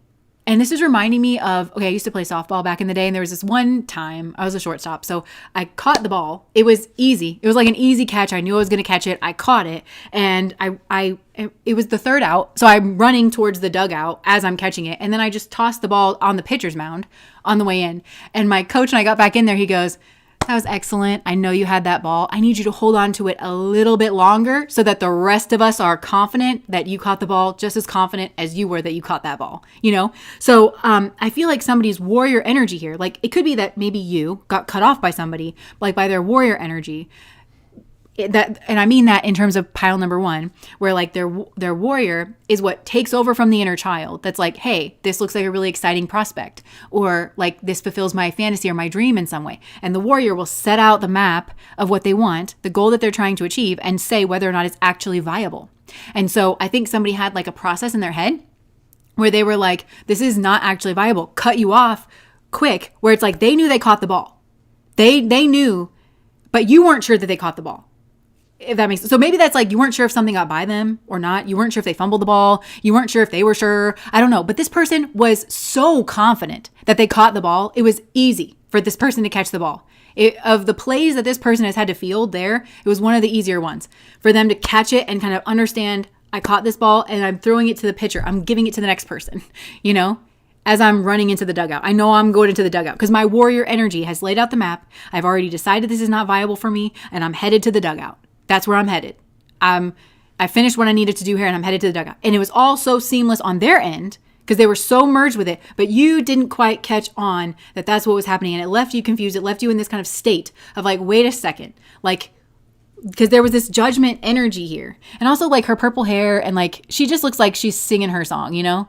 So it's like somebody here was very much singing their song, and they knew what their song was. Like, so much. This person knew, at least when it came to whatever path you were intersecting with this person, they knew their song so much that when they caught the ball, they were like, that's not going to work for me. And they turned and they like, you know, moved on. And so like, you were very confused here about this like tower moment energy. And so that was like unresolved issues, unresolved feelings. And since we're tapped back into pile number 1, it could be that I don't really want to rehash that actually. If this is tied in with pile number 1, you'll probably be drawn over there, and then you can draw your own conclusion. But yeah, so, yeah, because it felt like, maybe you felt like this, you invested in this relationship, but then this person didn't invest in this relationship. Oh, you guys, it's like getting really dark out there now. It was like bright when we got that alert. Oh, I'm getting a little scared. This is exactly the weather in Boogedy. I'm not even kidding. Okay, so anyways, I'm just going to keep reminding you, like, if I have to run to the basement, I will have zero shame. Okay. And I just need you to know that that's where I went. There's no tornado threat. Okay. But if there is one, I'm out of here. Okay. Okay. So, yeah, like, you're just very like confused. Because it seems like somebody else has maybe resolved it for themselves and like is kind of like doing great. So that's somehow maneuvering this other relationship. So let's get back to this other relationship. Maybe this other relationship's not really invested in by you, but it seems to have its own momentum. And because it's drawing you, dragging you to this like shadow. And like, you're not seeing the shadow because like, look above the sun there. So it looks like the sun. That's what you're focused on. You're like, I think I can see the sun like somewhere in the distance. Even if you're like kind of struggling to get through your emotions of like somebody else, you're like, I see the sun in the distance here. But then like, it's dragging you through Shadowland. Like, it's actually bringing you to Shadowland, but you're just like kind of focused on the sun here. So let's get back to like, what is driving this relationship? What is driving? I kind of feel like it's insecurity, kind of being unsure. Maybe a sense of teamwork that this person is like kind of providing. Feeling like you just accidentally bumped into this person as well. So all of this together maybe is giving you the impression of like fate. I don't think that's, I mean, it could be kind of fate. But it's like the kind of fate that's going to drag you towards your shadow to have it play out, which makes me think that actually you had an earlier choice that maybe you didn't make. Like, you kind of put off making it, but this other person made it, is what I'm kind of getting. And they decided to move away. So that left you kind of no other choice, if you're catching my drift here. So like, that was your other path, but it seems like you had to rise up and meet that path in some way. You had to choose that path, not just with like your mind, but you had to choose that path with your actions. And something happened, and this person or path, whatever it was, like kind of didn't choose you and like rejected something here. But I think, yeah. So that left this other path to go down.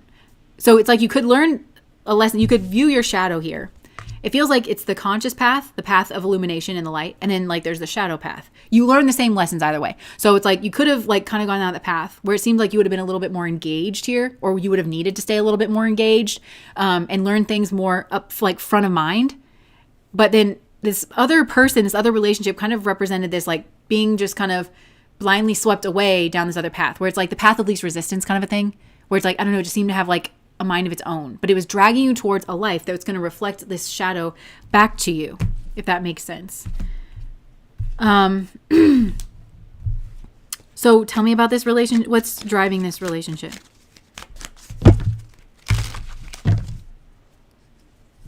Okay, I just saw the Queen of Pentacles and the Page of Pentacles. So I'm kind of getting that those are people where there could be, it could be that this is like, there's a connection to pile number 2 of like the mother and the child.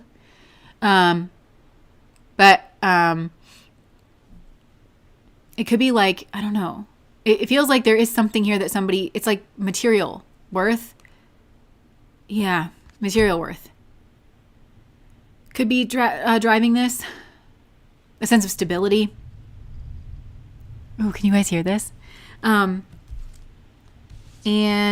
Queen of Swords with the Page of Cups. So again, I think this is your inner feminine kind of looking at the past, like scrutinizingly, but also maybe potentially wanting the past to look back at you and feel like they made a mistake or something, or like, but also that you've moved on and that you're everything, but it has to do with material worth.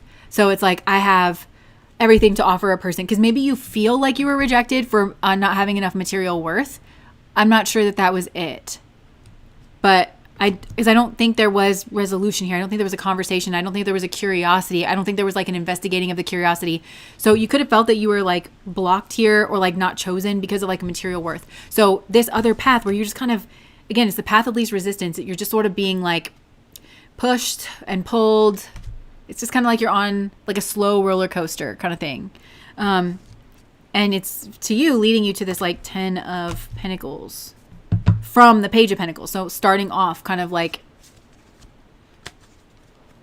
all these Pentacles things are coming through. And it felt like a soothing balm, you know, like that you were kind of licking your wounds. And you might not even realize that you feel this way, because again, there's something here about like this person turning away from you that is unexamined. It's unprocessed. And what I mean by unexamined, it's like if you might have thought about it, because there's Pentacles and Swords that are coming out over here. So it's like you might have thought about it in the mind, but you haven't like felt it. You haven't like really processed it, because I think in feeling it, you would realize that something here doesn't align with the emotions. Like the story that you're telling yourself about this person, it doesn't actually make sense. But you would have to feel something in order to realize that it doesn't make sense. It's kind of like I'm seeing you like kind of move through a landscape like blind.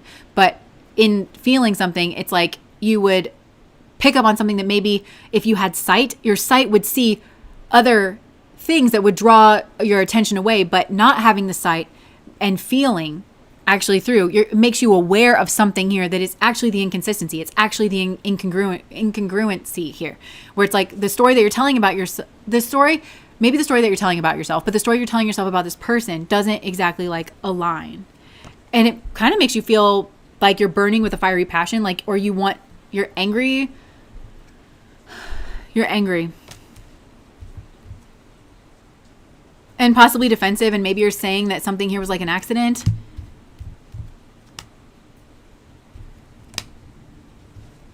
There could be a sense of other people here, like watching this situation, feeling like somebody else doesn't have the truth. Like maybe you feel and other people feel like that this person who walked away from you doesn't have the truth about a victory, about maybe what you are doing or what you've done. So I don't know, like I feel like you've been working really hard on something. This all comes back to a material worth. And a sneaking around. This came out in another reading, and I can't remember which reading it was. I can't remember if it's a personal. I can't remember if it's going to come out on the channel, but it was like something here where it was like you could have been keeping quiet to yourself. I think this is coming out on the channel sometime.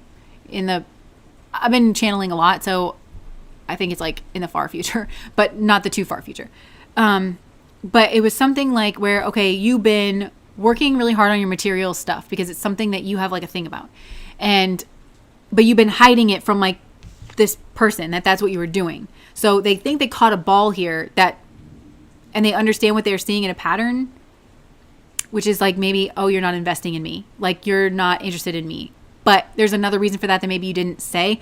The ending here is what's driving a different relationship. Like there's an ending. You are trying. There's a lot of different scenarios I think I'm picking up on. Like maybe you were trying to be able, it's like you were working through something. You wanted to be able to offer somebody this like Ace of Pentacles and have a new beginning with them. But that person's angry with you because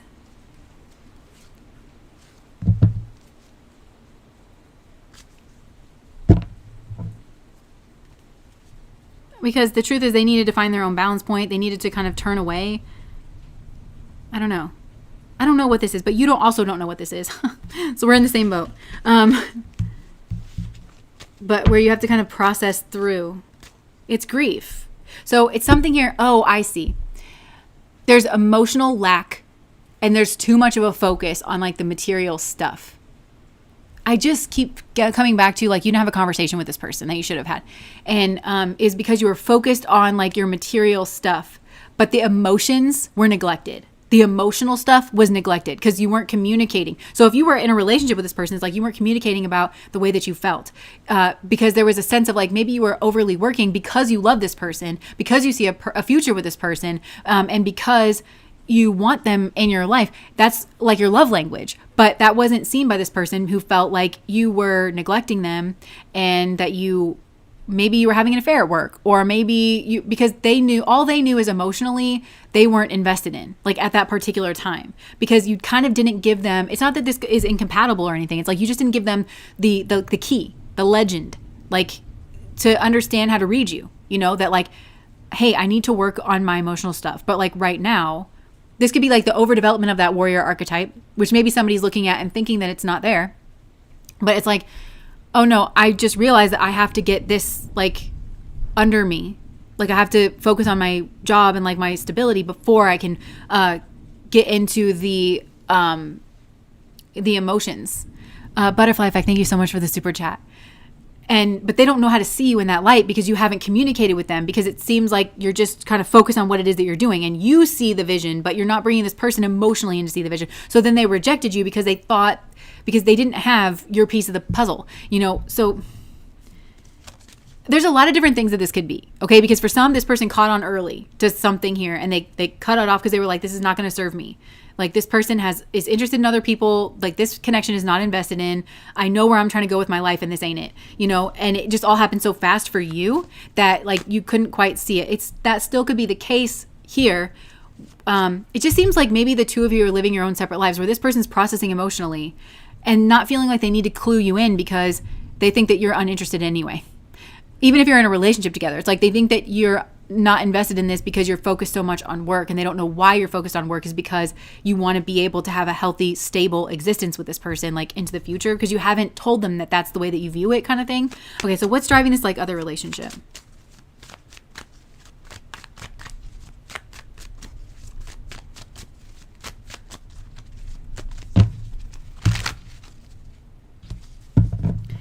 It's anger. It's like some type of anger here. But it's like at a kind of image. So I think that maybe this has become a battle of the images between the two of you because you both feel rejected, or there's some type of mirror here. I don't think it's in exactly the same way, but I think you both feel rejected because you feel like the other person chose somebody else over you because of like a certain qualification that they felt like you didn't have. I think you feel like it's maybe a superficial qualification. I don't know, but it was the Queen of, oh yeah, it's not here anymore, but it was the Queen of Wands. And in this deck, the Everyday Witch Tarot, Magic Tarot, the Queen of Wands, it's very presentation oriented for me. It's like, look at this and look at me and we're both hot and everything looks like it's cool and exciting over here. It's like, it's very much that kind of thing. So I think both of you are kind of like feeling that from the other person, at least now, even if you weren't feeling that way at the same time before, where like maybe one of you felt that way and then like moved in that direction, and then the other person, or at least one person is kind of feeling that way.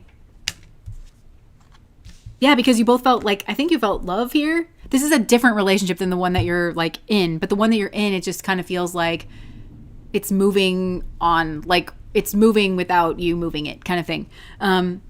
Yeah. So it's like, because the past still needs to be fully exhumed here. And I'm not even saying that like you wouldn't still choose the person that you're with now, because you might. Like if you fully understood the other partner, because maybe this person, I don't know. It seems like there was an ending in a relationship. You're unsure as to why that ending occurred, but you do recognize that somebody here made a judgment call, like on their side. Well, maybe you didn't realize that, but at some point you will realize that this person sort of made this judgment call and you're not sure why. And it wasn't like really, it was left kind of like open-ended. And so you think maybe you have your reasons that you think it was.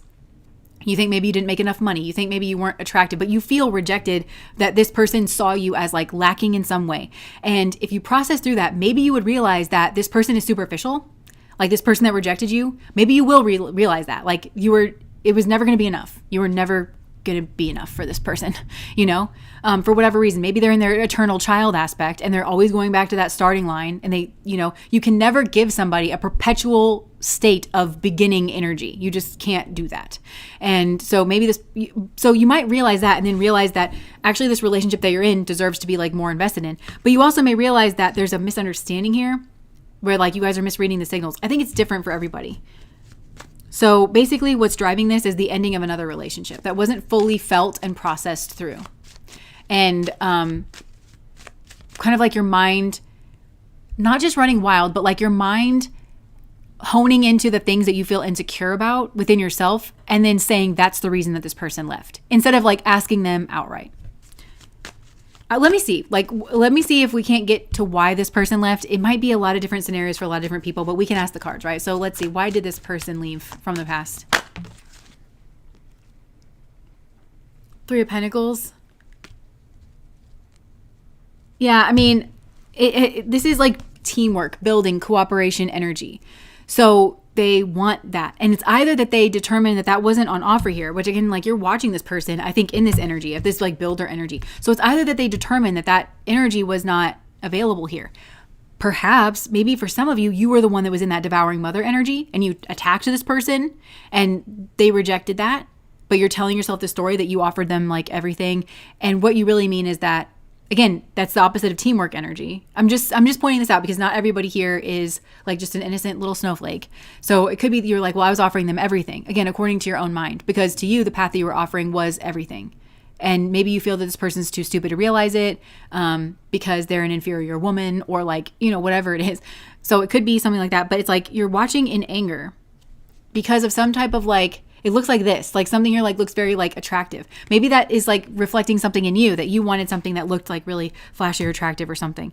And not necessarily this person. I don't know. There's so many things that this could be. I'm hoping that I'm not triggering you, because really there's a lot this could be. It also could be that, this person, again, they're seeking out some type of building, like career energy. Maybe this person got offered something to do with like their career, and maybe nothing was wrong in your relationship. But the thing that was pulling them the strongest is that they really, really wanted to work in aerospace, and they had to move to a certain city in order to be able to do that. And they got a job offer and they, had to do that, but they just left and it was like very quick and you couldn't like really process through that. But they left to move towards this like, this teamwork kind of energy. And I do kind of feel that, I think for some of you, there is a positive energy here to this for some of these people, where it's like they have really good karmas that has like kind of given them this as an option. But it also could be that they didn't feel the teamwork energy coming from you, and so somebody else made them an offer and they felt more included. They felt seen. They felt like their opinions mattered, their emotions mattered. How is this landing? Like, I'm just getting an angry, frustrated energy on your side of things, where it's like you don't understand this, but it also feels kind of unwilling to see yourself through this person's eyes. Okay, please don't shoot the messenger. I'm kind of tiptoeing into this. I'm not saying you're the worst person ever, but let me just see, like, why didn't it work out here? Because I can see you like being very scrutinizing of this person, kind of cloaked, looking at them and feeling some type of way. Like you're feeling very salty, kind of like looking at this person. Or flip the energies for some of you. Like, Okay, but for some of you, remember I said like this relationship that you're in, it's just kind of going, you know? And it could be that you're seeing this person, you're getting very angry, but this person is like very engaged in investing in their life, you know? Whether that's their career or like their relationship, but there's something about this person that it's the Queen of Wands to you. It looks really good. It looks very attractive. And that's the thing that you want for yourself, I feel like. But maybe you don't know how to get it. And you look at this person as having it and you not having it. It's like the haves and the haves nots, right? So you're looking at this person having it and you feel like this person should give it to you. But I think what you're seeing, especially if like the relationship you're in is kind of just like going, or like whatever it is. Like it's just, remember I said, it's just kind of going, you know, in the wake of this, because there's a part of you that's kind of wrapped up in processing like the ending of this. And you're watching this person invest in their life, in their career, like in building something here. And that's the path forward. That's the thing that you're actually missing. And like feeling balanced. Maybe there's like a Hierophant energy here too. Yeah, maybe you're watching this person like get married. There's like a defensiveness here. So this is so interesting because we started off this question, like what's driving this other relationship? And it's like, girl, that's on autopilot. Okay. And it's on autopilot. It's like, it's not like somebody here is like really not taking the reins and investing in that relationship to move it forward. It's just on autopilot because now we're processing like this other relationship kind of thing. So why didn't it work out? Like what?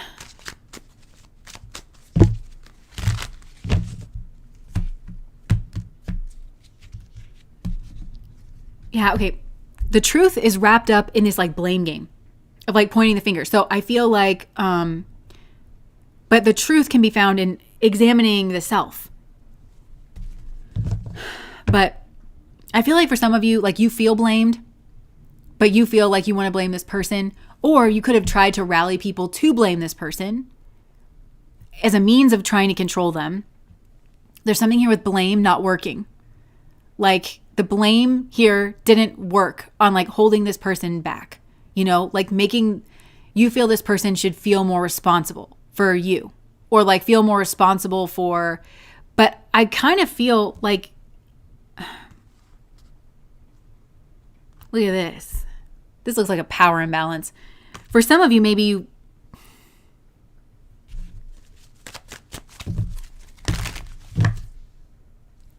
for some of you, I think you felt that you had put this person on their knees to make them feel sad, to wrap them up in their emotions in some type of grief, even if this is on a subconscious level and something energetic is going on, or this is like an aspect of your shadow, one of those shadow traits that you would stuff down and it took on a life of its own and it has its own like drives, but your conscious self's not fully aware of it. You're supposed to kind of look in the mirror of this. I'm so sorry if this is painful. For some of you, this energy is flipped, but I think you threw something at this person, and I think it was like, and I think this person ended the relationship. And I think that may have shocked you. And I think it was quick. So for some of you, there was a whiplash where you were like, the fuck, like you really didn't know what happened, because I don't know that you've ever experienced this before. And this person turned away from it. They made that quick judgment call and they started singing their own song. And what you saw was confidence. What you saw was somebody who was determined. What you saw was somebody who had a vision and they were determined to bring that vision to life. And very quickly, they caught what you were throwing, and this person knew. And I think this is what's throwing you. They knew this scorpionic energy, that what was hidden, what you were kind of trying to hide, and maybe successfully did hide for other people, that you succeeded in getting them to point their finger at this person. You didn't hide it from them, and that's all that mattered, is that this person still got away from that energy, because all the blame in the world, you saying that this person is negative when they're not, okay? Because I feel like there was an attempt here to hold this person in some type of way. Even if your conscious self did not do that, your shadow self did that. For some of you, that's what's going on here. So I feel like there was something here, and you wanted to get this person in this energy, this 5 of Cups. You had some type of 5 of Cups is interesting for me because it's Mars and Scorpio, which is very strategic, but it's hidden. Okay. So you could have even used a Mars energy. This is like a third party, sleeping with another third party, bringing in some type of competition. You could have used a sexual energy where maybe you forced yourself on this person in some way that you felt like was emotionally confusing for them. And so you thought that, or at least your shadow aspect here, thought that you were getting them confused in a way that was sad and grieving, and maybe even in a way that made them feel like they lost something here, like lost their friends or lost their family or lost support, so that you could stand over this person and hold like a material. This could be somebody, again, isolating their victim is what it looks like, but that's not the way that you would have thought about it here, because it's a shadow aspect here. And maybe you saw another shadow person and you kind of are like, well, they were probably better at the shadow aspect. Why couldn't I get this person in their head kind of thing? I don't know. But, and then you made this person feel like so burdened and so like shackled with responsibility. How did they still manage to succeed? How did they even have enough, a lot of things, strength, wherewithal, knowledge to get away from me still, to still turn away from this? Because I think you were trying to hook this person into trying to make it right, or trying to fight for their own reputation, or fight for I'm not that, I'm really not that. Like, I think you tried to ruin this person's, I'm kind of getting that. It's scorpionic energy. So it's like you tried to ruin their money situation. You tried to ruin something for them sexually. You tried to out them with a secret, or spread a secret, or you tried something here, traumatizing, big energy, a destructive, sabotaging energy. I think you were trying to sabotage this person. And because you wanted them to get wrapped up in the pain of that. You wanted them to be consumed and defeated by the pain of that. You wanted them to get in their head and blame themselves. You wanted other people to blame them too. And you wanted them to spend their life proving to you and other people that they weren't this fake thing that you knew you threw onto them. Either through reactionary abuse, through making them like so crazy and stuff that they like acted out. That's what you wanted. You wanted to embroil this person into some type of tug of war for their own destiny, their own life, their own emotions. And but this person somehow was like, nope, I'm not doing that. They just said no to the whole damn thing. And that shocked you for some reason. You were trying to prevent this person from reaching their like empress state. You wanted them anxious. You wanted them caught in a delusion. So you threw a fantasy. Fantasies don't always have to be good and loving and romantic. It maybe started off that way, but the fantasy could be like, you're a loser. You'll never amount to anything. You're a whore. You're a this or you're that, because you threw that energy at them. Or at least an element of your shadow did. It might not be a part of your conscious self, but again, these traits that we shove into our shadow, which might be the devouring mother, I don't know, which might be, I want power and control, or I want over this person, or just in general. And maybe this person is like seen as a key to being able to do that. You threw that energy at them, or a shadow trait of yours did, or somebody that was around you did. And you couldn't understand that.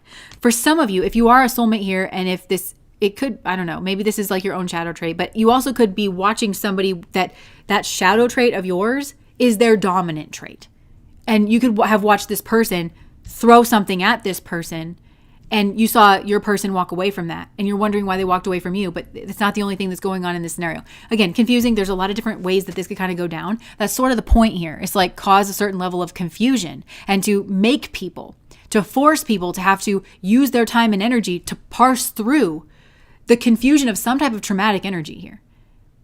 Because it's not just any kind of confusion. It's the confusion of pain and a trauma. So this is like energy that would be really, really hard to work through. But I think you saw somebody here that just cut away from it, because it's not that they can't process through their trauma, but they have to get safe in order to do it.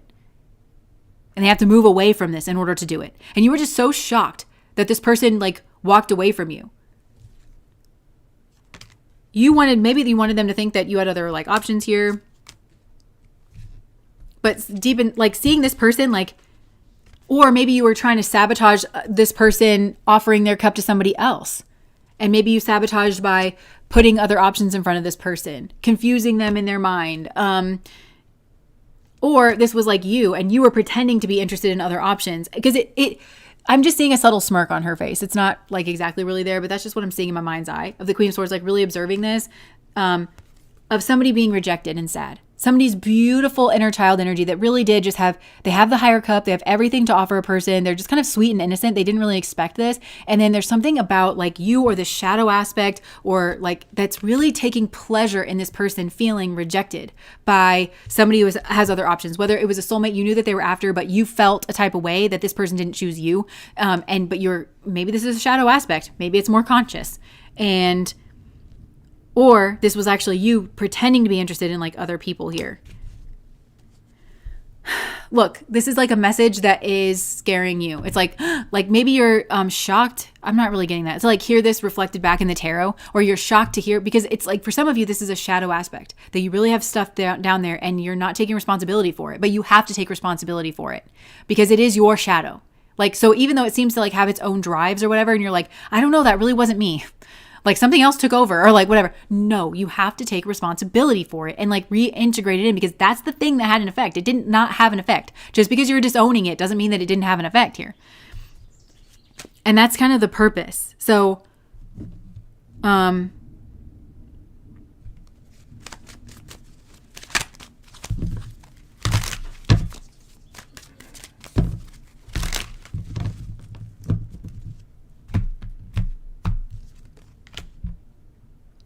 yeah, so what's driving this connection? Whatever relationship that you are in, it's on autopilot. It's leading you towards this shadow aspect of self whereby you are in some way confronted in an all-consuming major way with this part of yourself, I feel like. This part of yourself, however conscious or unconscious it might be. So that you realize that something here has to change. So maybe this partner that you're with has this, like, I keep going back to the devouring mother. It's not that in all cases. I just feel there's a manipulation here. There's a sadism. There's a pleasure in breaking people up, because I think, what is this? Like, I feel like it's this nasty Queen of Swords energy that's here. It's present.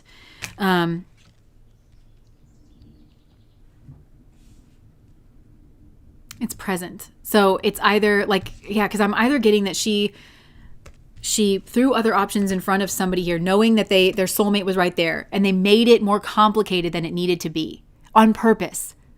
They cast doubt on the situation on purpose, knowing that it was going to distract and mislead somebody here, and that it was going to lead them towards making the wrong choice. Or it was they're entertaining other options, and that would be heartbreaking to somebody here, and that's going to kind of ruin things. So somebody here, this is like wormwood, getting into somebody's mind here. I also just heard getting into their mouth, getting them to say things that they don't like really actually mean in order to do this. So they're either the chess master, like from the side, like this could be a mother figure, this could be a friend that's jealous of their other friend here. Not necessarily because they want to be chosen by this guy, but it also could be just because they're jealous of their friend. So this could also be making things up. Oh yeah, I heard that he did this or he did that. Or she did this or she did that. This could also be like lying, just lying, you know, of, you know what this reminds me of? Okay, so another millennial throwback, but that movie Drive Me Crazy with Melissa Joan Hart and that other guy. But her friend, Melissa Joan Hart's character, she's like the main character. She had that friend around her, and I wish I knew these people's names. She was always trying to sabotage her romantically. Always. Like, it didn't even matter what guy she was like with. So she was just, I don't know, jealous of her friend. Maybe she had a crush on her friend. Maybe she was possessive, like, of her friend in a way. And in this way that was like kind of competitive, but like hidden behind the scenes. So this could be a friend around you. This could be a mother figure. Yes. And so shining the light on this. So yeah, and maybe sabotaging, okay, because I just saw the Hierophant. So sabotaging like a marriage, or sabotaging somebody's faith even, you know, where maybe somebody here's like really devout or something. And so this person is like putting things in their obstacles that's meant to challenge that, consciously or unconsciously. What else? What's going on here with this Queen of Swords?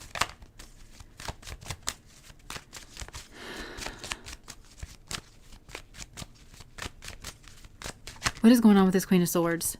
Ew. So this Queen of Swords saw somebody here being in love. They saw somebody like being in love.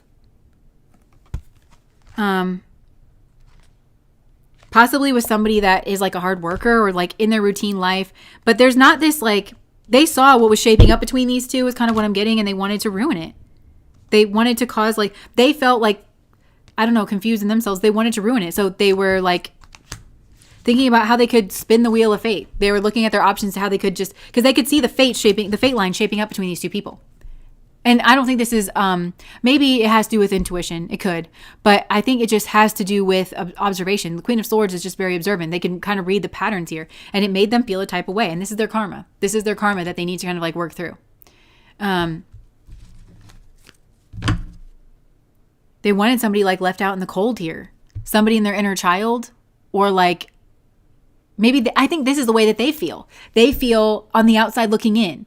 They feel like maybe not what they're supposed to be, or not like what is, they feel like it should be them that is like desired and wanted, or like, you know, whatever. It's something here is like a trigger. And so they're like kind of wandering around. And this is the energy that they've then tried to not deal with in themselves and actually push onto like other people. And I think it's maybe even trying to get them to go down a path that is like less traditional. Not in a, or a path that's not safe for them. Like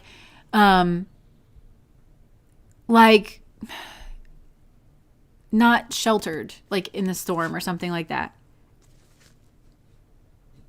Yeah, and then they want to like lord it over this person. So I don't know if they're trying to like bump this somebody out of the way and get in there, and they want to lord it over this person, you know? But that person being in like this kind of hermit energy. And in their, I can kind of feel, and this comes up in the reading sometimes, where it's like they're not trying to hurt this person per se, but they just don't want them to have everything. They don't want them to have that particular path. So they want to block that seat. They want to block that movement forward. Or maybe they themselves want to take it. Again, they're running away from their problems. It's like functioning is functioning. It's because this person feels non-traditional in some way is kind of really what I'm getting. They're not connected with the fact that in some way they feel not traditional, or maybe not suited to a traditional role, but they see somebody else who is very much suited to that. And that's their path. And that's the path that's shaping up in front of them. And they, I think, are jealous that this person has a path, or that, again, maybe in society that those traditional things are more, like accepted or something. So this person's trying to, I'm just seeing them sit in their seat.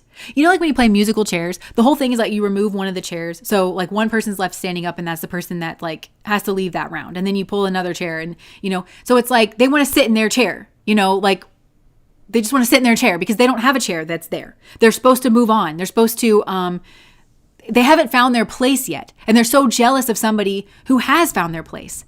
But I feel like this person is like comparing apples to oranges kind of thing, where it's like, they are maybe different ages. They have different life paths, you know? So it's like, if somebody is in their late 20s and they met their person and they're kind of starting to get settled into a certain location in their job, that's proper. You know, maybe this person that's watching them is like 18 and they're like, well, I don't know what I'm supposed to do. And it's like, that's your time of life. You're not meant to know what you're supposed to do. But if you listen to your inner voice, then, you know, as your life shapes up, you're going to find your chair. You're going to find your place in the world. But somebody here is like, just, they don't know where their place is, or they feel like rejected. There's some type of like justice. They want to fight. This is weird. Okay. This is like, they want to fight somebody here, like over their chair. Because these cats are like in a cat fight here. And I think, again, it's inside their shadow and their conscious self, like they're like fighting here about like who they should be. So maybe this is a person who doesn't really know. Like a part of them feels non-traditional, but they haven't like looked inside of themselves to actually like kind of figure that out. So they don't know if they want to be traditional or not. So it's like they just want to sit there so that they have that as like an option or something. There's something karmic, and we pick up on this all the time, that played out at like a party. Like a get together. And again, I'm seeing that game of musical chairs. Look, the shark is trying to capture this, like this guy, whatever the guy represents. It could be you, could be your person. But somebody's like moving towards something here. And they can see that somebody's, I want to say it's a masculine energy that's like moving towards you, like in love and like whatever. And they want to ruin it. They want to sabotage it in this like kind of sharky sort of way. Yeah. So it's like, they throw something in the path where it's like, are you going to turn or are you not going to? This could be this person trying to seduce this person, you know, who is feeling their path shape up before them, but is also like not exactly like haven't made that turn yet, you know, where it's like they're single right now. So it's, you know, it's like something here like that. It's very,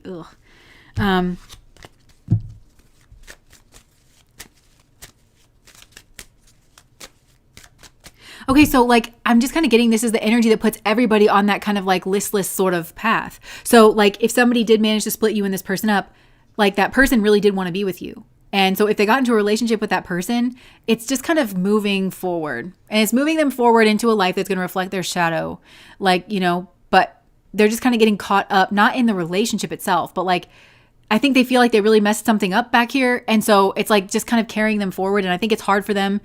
They really wanted this, like, you know, but it's hard for them to kind of be in that mind. But also whoever sat in your chair, like the person who did know that they were like orchestrating this in some way, like it feels like a third party, a sabotaging third party energy. And I want to say that for a lot of these people, they're more conscious, But even if they're not, if this was like a part of their shadow self that did this and they're like, why did I just do that? Like, but they're like, well, I think that I just need to do, they're also on this listless path, like maybe with your person, because that's not their path. But they were like, it's kind of like that quote that says, that the dog chasing cars, it's like, what would he do if he caught it? Like, that's kind of like this person, like, what would you do if you catch it? Because it's not your path forward, so you caught it. Now you're just kind of listlessly moving down this path because you don't want everybody to reflect like they should, because everybody's your mirror, that you were reckless, that you were selfish, that you were sabotaging, that you had an inner emotion that you didn't know how to deal with, and that you destroyed something beautiful, like that was shaping up between two people, or that you could see that somebody really wanted.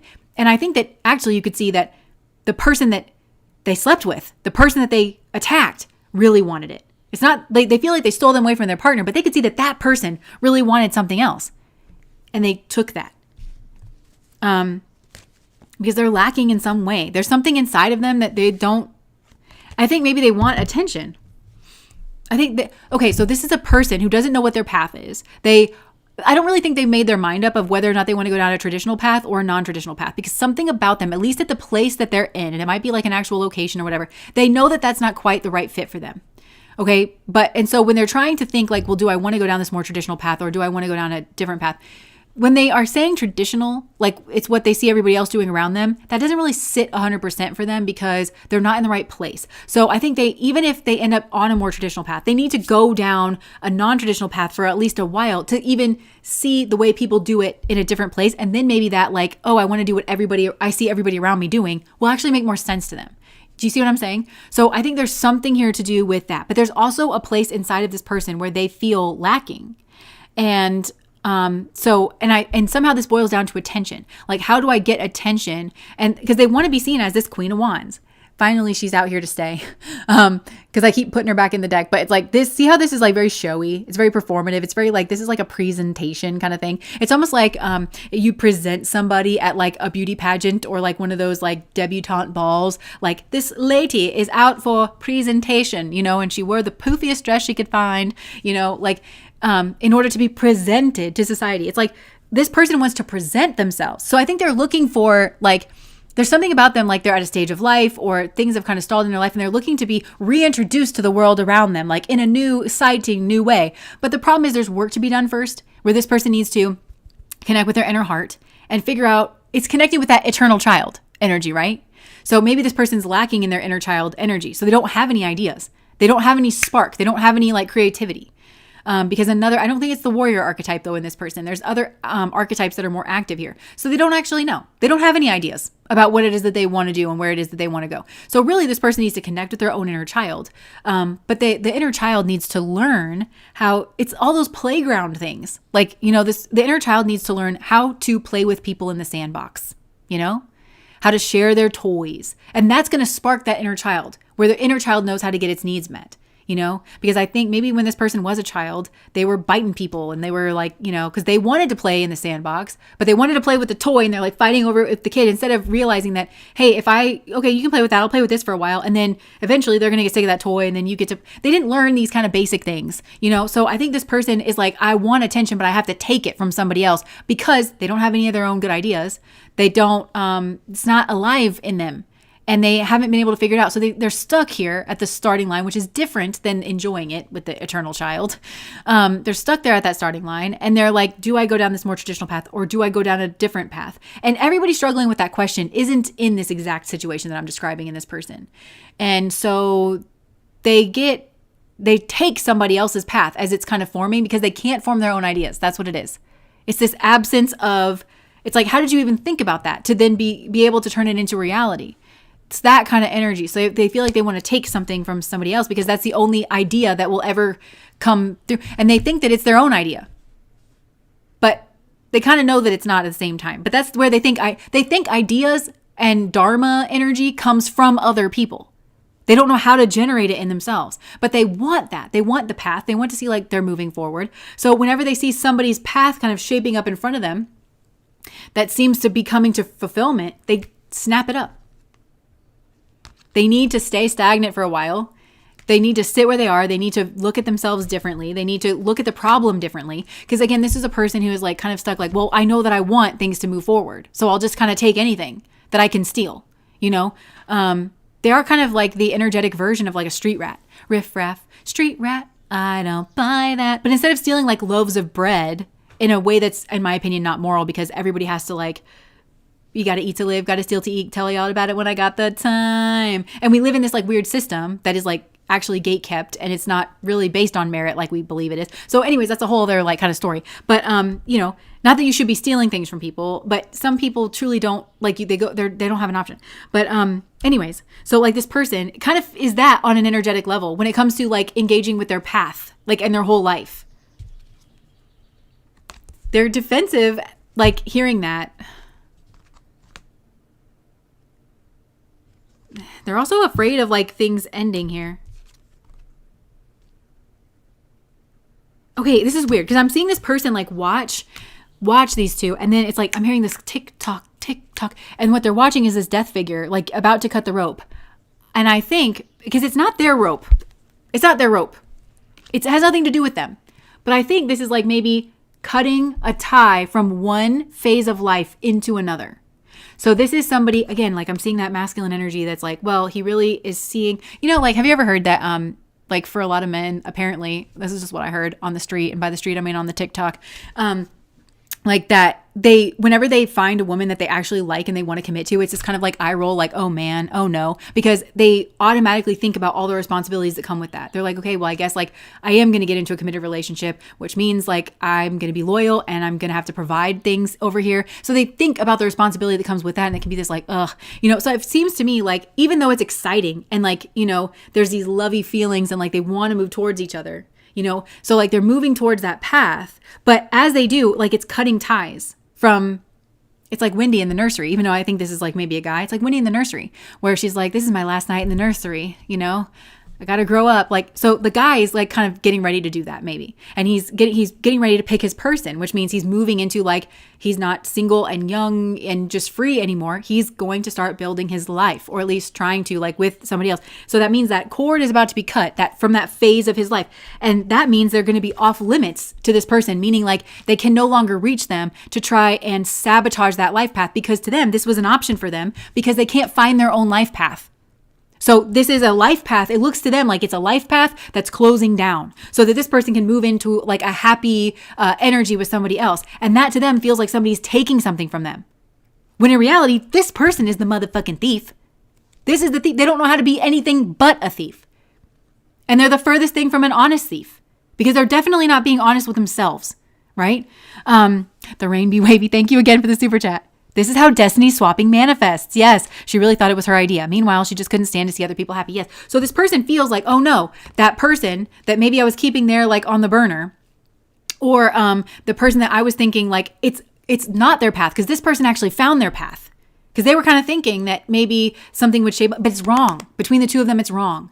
And this person, when they saw their right path, realized it and started going towards it. And this person was like, you can't get away from me because I'm stuck here with no ideas and no spark and no path forward.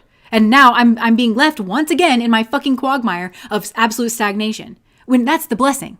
The blessing is sit in your stagnation, figure yourself out, decide who you are, and move forward. And I just get the sense that this person needs to move forward on a non-traditional way, and they need to get comfortable with that but it's hard for them to do because they want attention.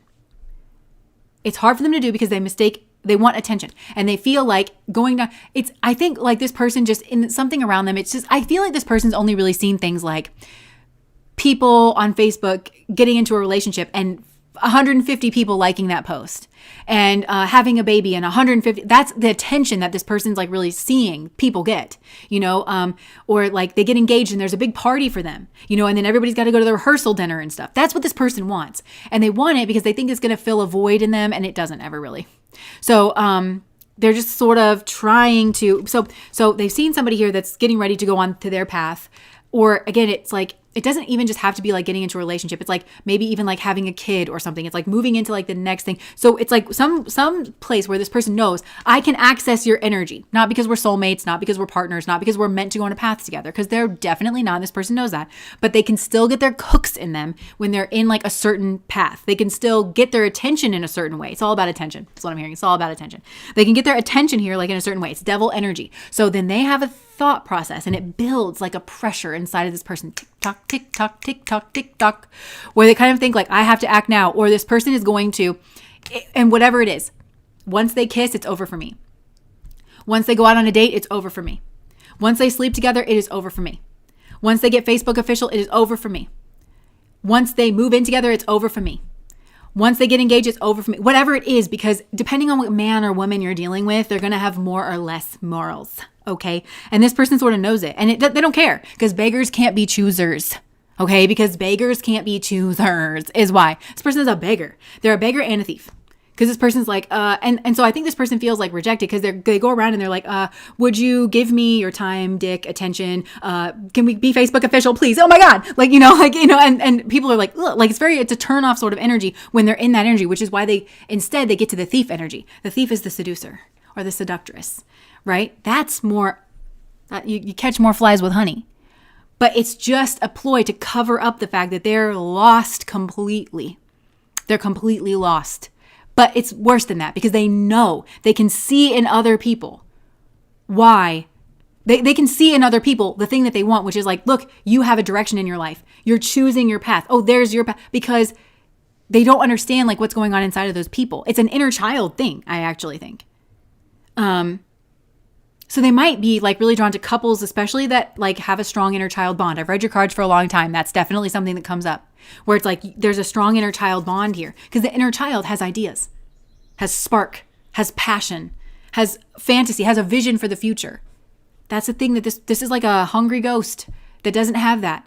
And they might even see a couple that's like actually making those kinds of things happen together, or like, and they want some of that for themselves. And I'm hearing myself say in other readings, like they think that that's where that comes from. So they think that they could kind of like, cut off this couple that had their own dreams, and then like, and that's what they want. They don't care about your person. They're not attracted to them or unattracted to them. What they want is attention.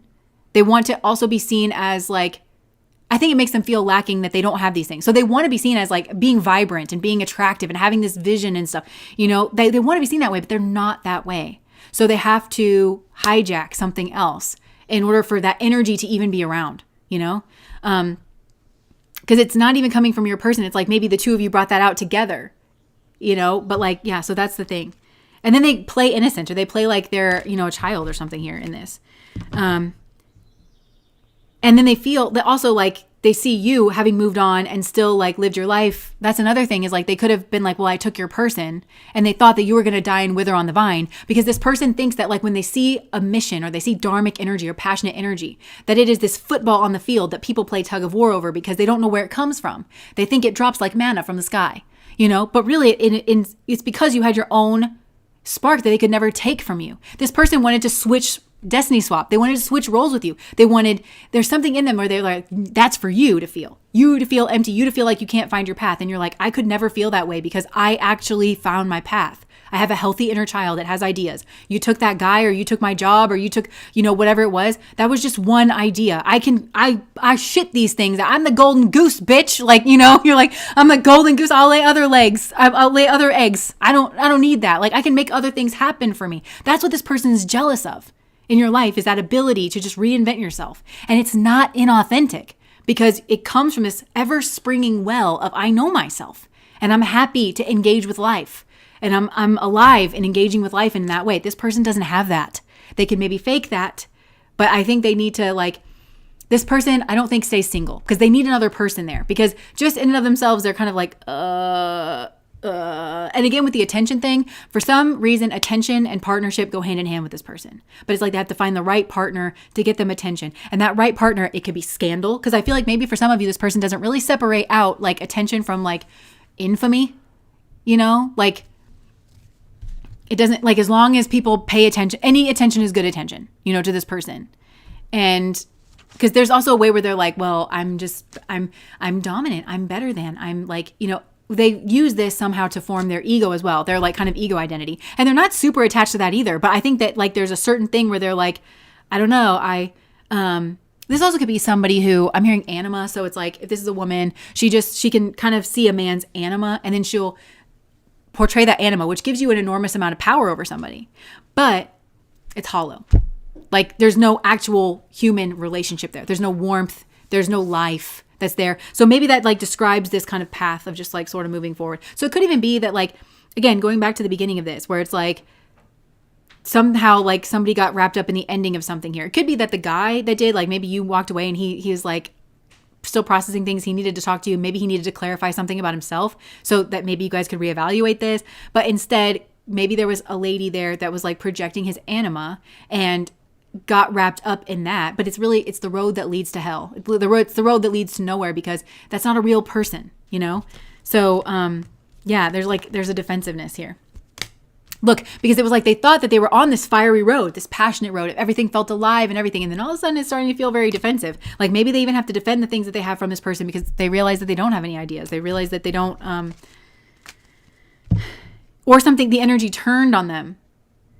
Because now there was this fiery passion between the two of you that was exciting, and it was like a shared dharma that like was moving forward. And then all of a sudden they got hijacked by this something here that slammed into them, because they could see that kind of forming. And then all of a sudden that fire energy, it got, it disintegrated, it separated out from itself. So now you got a Queen of Wands that is, where it's like, I will protect my vision and my idea. I thought you were going to be in on this, but I will protect this with my life, you know? And then you are not going to fuck me up. No, you're not. She can fuck you up, and that's on you, okay? You need to figure out why she can fuck you up. She ain't fucking me up, and you are for sure not fucking me up. Like, so there's something here where it's like, ugh. So now all of a sudden that fire energy is like, you were included in this, and now you're about to get the teeth if you come near this. Like, so all of a sudden the fire energy is turned here. And like where somebody here might not even like understand that. So it's about understanding. I just felt tears because they're getting it. And I just heard, yes, Jess, yes, Jess. And then like, I felt something here in like the lower part of my brain, like the reptilian brain. So it could be like fears playing out, or like, I keep hearing that song, and this came out in another reading. I can't remember which reading, but it's like, a figment of my worst intentions, she said, James, get in, let's drive. Those days turned into nights, slept next to her, but I dreamt of you all summer long. So if this is you, by the way, and you're just slamming yourself into other people's lives, just know that like, that's what you're doing. And maybe it doesn't care because, maybe you don't care because you just want the attention of it, but like somebody's sleeping next to you and thinking and dreaming about somebody else. Ew, like want more for yourself than that. Certainly you can dream a better dream than that, you know? Yeah, but they want to move forward, possibly like materially. They want to be seen as the Empress. Somebody here wants to move forward materially. They want to be seen as the Empress. This, by the way, this person's never going to be the Empress. This person could look like the most Empress motherfucker that ever lived, and they're still not her. They're still not her because they're empty on the inside. Yeah, they also view pregnancy as being the Empress, you know, just having a husband and having a child. And check. It's, you know how we always describe the Empress as like the embodiment of all four queens. And do you know how integrated and nuanced and sophisticated that energy is? For her, it's like wife, mother, check. And then a certain personality performance that is extremely hollow. And also maybe where she projects out a man's anima for a while until she gets everything that she wants, you know? Yeah. And separating him out from his dharma and like building this sort of like, would be like fantasy sort of energy. But then there's still this like unresolved thing here, this like where somebody here is like found their, and there's been a judgment on this as well. Because I feel like this guy wants to exit the dream, because it's a dream that's going to keep him very pacified potentially. I don't know. But it's not real, because she's not real. She's putting on like an entire show, or he, whoever this is, but really wants to get out and actually go towards like the real Empress.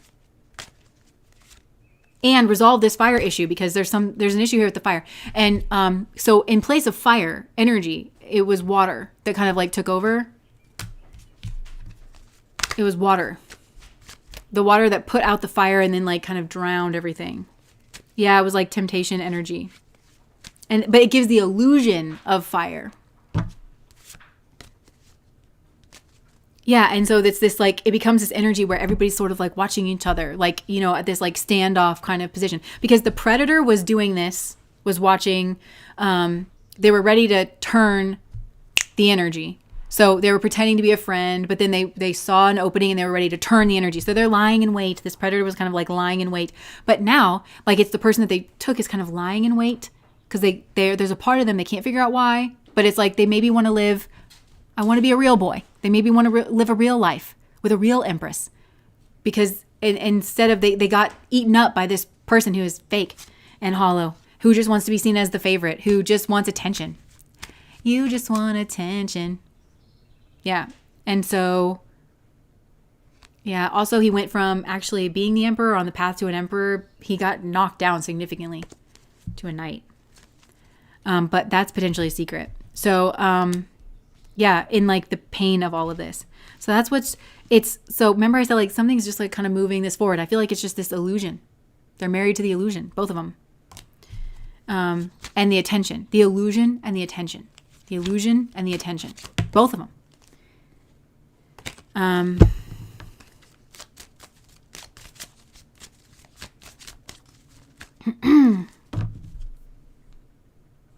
And it's caused a bunch of like conflict, competition, chaos. It's injected it. But in order for this to even happen, for somebody to build their false family identity as an empress, their false reality, in order to garner attention, they had to inject this falsity in between two people where that energy existed naturally. And they had to confuse that space. They had to agitate that space. And that space was fire energy that was kind of shaping up. It feels like there was some type of new beginning energy. Even if these people had been in a relationship and say they were getting married, or they were like having a child, or there was something here, like they had to inject that like into that space. It was like the fire energy that originally got like confused, distorted, got them. This is kind of like, this reminds me of a certain illness that like gets into your cells, but then it hijacks the immune system of those cells. So they fight each other instead of being able to identify the enemy. You know what I'm saying? That's kind of what's going on here. It scrambles. I don't know how you don't hate yourself. Like if this is like your energy, I just don't know how. You have to buy your own bullshit. And I'm hearing myself say that in readings. This is somebody who buys their own bullshit because they just don't know any other way. That's why they buy it, is because there's certain things that they just like kind of accept as fact, like where passion comes from, or identity, or like a path. And they're like, no, I know that was my path because it was the only path that was there. They don't realize the path is supposed to come from within. They have never done that for themselves ever, which is like kind of sad, but they like kind of exist in this like vacuum. So you're like, I was lonely. This path showed up in front of me. The path was somebody else turning on their light towards another path. So they could see a path moving forward, but it wasn't their path. They just hijacked it, but they never ever questioned that. So they buy their own bullshit. And they're like, no, I have my weird superficial little checklist. I tell myself that I'm the empress and I'm the daisy and everything because I just never ever look too closely at things. Because if I did, I would be so disgusted with myself, and I have so much karmic amends that needs to be made that it's like, where do I even start? Well, really where you start is all you got to do is remove yourself from the situation. But you have to end the fantasy first. You have to say, I'm hollow on the inside. I put forward projections and stuff. That way you don't leave somebody like hooked on you and your energy, because this is the type of person to do that, because they do this, and they also pull out is what I'm getting. They leave, and that keeps options available to them. But it's these artificial paths that this person is growing. Paths. It's their artificial paths. So even if like they would prefer a nice new path, they would prefer a nice shiny new path to present itself, which is somebody else's paths, like kind of lighting up and merging in their space that they can identify, a road that they've not gone down before. That's what they prefer. But if they can't ever get that, then they'll go back to their past paths, and they keep people sort of hooked on them. This is like a narcissist that like hoovers, like kind of comes back. Come to synonymous. Thank you so much for the super chat. I did it. Finally, I got it, and I did it. I managed to send a super chat. Thanks, Jess, for everything. Your help is precious. Thank you so much. Yeah, so that's what this person's doing, is like they're holding on to paths, and they look like a functioning person by doing this. They look like they have options. They look like they have paths. They look like they have relationships. They look like maybe even they have families. They look like they have ideas. They look like they have creativity. So like this is all a big cloak of the empress, male or female. This is a big pretend empress. That's what this is. And again, this is the kind of energy that maybe your shadow has like kind of, this has popped up. It's repulsive. This could be the type of person around your person. So now all of a sudden you're repulsed by them because you're like, how can you not see that's a big fake phony? And because this is also the person that would seem very proud of themselves, you know, because they're like, worship me. They're like, yes, they're basking in like the attention that people give. And they, like I said, they want to buy their own bullshit because they're huffing those fumes, you know? And so the fact that your person would stand there and participate in this, or like, you know, especially like they were interested in you knew what you had was real. And to you, it's like a slap in the face because this person had the real deal and they chose the fake deal. This is the guy who chooses to like F a robot when instead of like a flesh and blood woman. Like he wants to be in a relationship with like an android that he can just like, program her personality. Now here he's programming her personality because the only thing she knows how to do to get into a relationship is to project an anima. His anima. So she'll read him very well and then project his anima. It's all hollow, fake, weird shit. But you would start to have an energy. You start to have an image of your person where you're like, is this who you are? This weird, fake, addictive, hollow shit. And that is what's happening here. This is the equivalent of little Pinocchio. So there could have been some lying here. This is Pinocchio going to Coney Island and slowly becoming a jackass. You can do nothing else around a fake empress than become a jackass slowly. That's it. Remember I told you he was an emperor or on the path there and then got really quickly demoted down to a knight because being a partner with this person, even if you look like you have all the things, an emperor cannot stand next to a person like that. It has to be a knight or under, is what I'm hearing. It couldn't even be a king. It has to be a knight or under. Even if it looks like maybe he runs his own business. That's like what these people kind of like focus on is the image kinds of things. They don't focus on the actual energy here. Because you'd have to admit that he's with a fake phony. And he knows because this is like, you can't have a relationship with this kind of person. Not a real relationship. Okay. So anything else here? That's the shadow. That's the shadow. So that tells me it has something to do with the way that they approached you as well. So again, maybe this person, because I keep seeing this Knight of Cups, that we saw in this deck here, the Everyday Magic Tarot. It's like, where he just looks so like following that cup of love. And then there's the shark that's like beneath him. But I feel like, so it could have been that this person told some lies and like was presenting like an illusion forward to you. Wanted to, like very much there was feelings here, wanted to kind of like, a magic carpet ride. They wanted to take you on that magic carpet ride. Oh, and Aladdin rubs a lamp and is like, can I be a prince? And then really all that the genie does is he gives him like a new outfit and he turns his monkey into an elephant. And they also found like a magic carpet. That's it. But if you, in my estimation, if you ask to be a prince, then you have to have a principality that you like rule over. So really there should be like a whole other, if he wished to be a prince, then he either has to like become a legitimate prince somehow of a country that already exists, or like the genie had to like create an entire country for him to be the prince over, because he didn't actually make him a prince. He just like gave him the illusions of being a prince.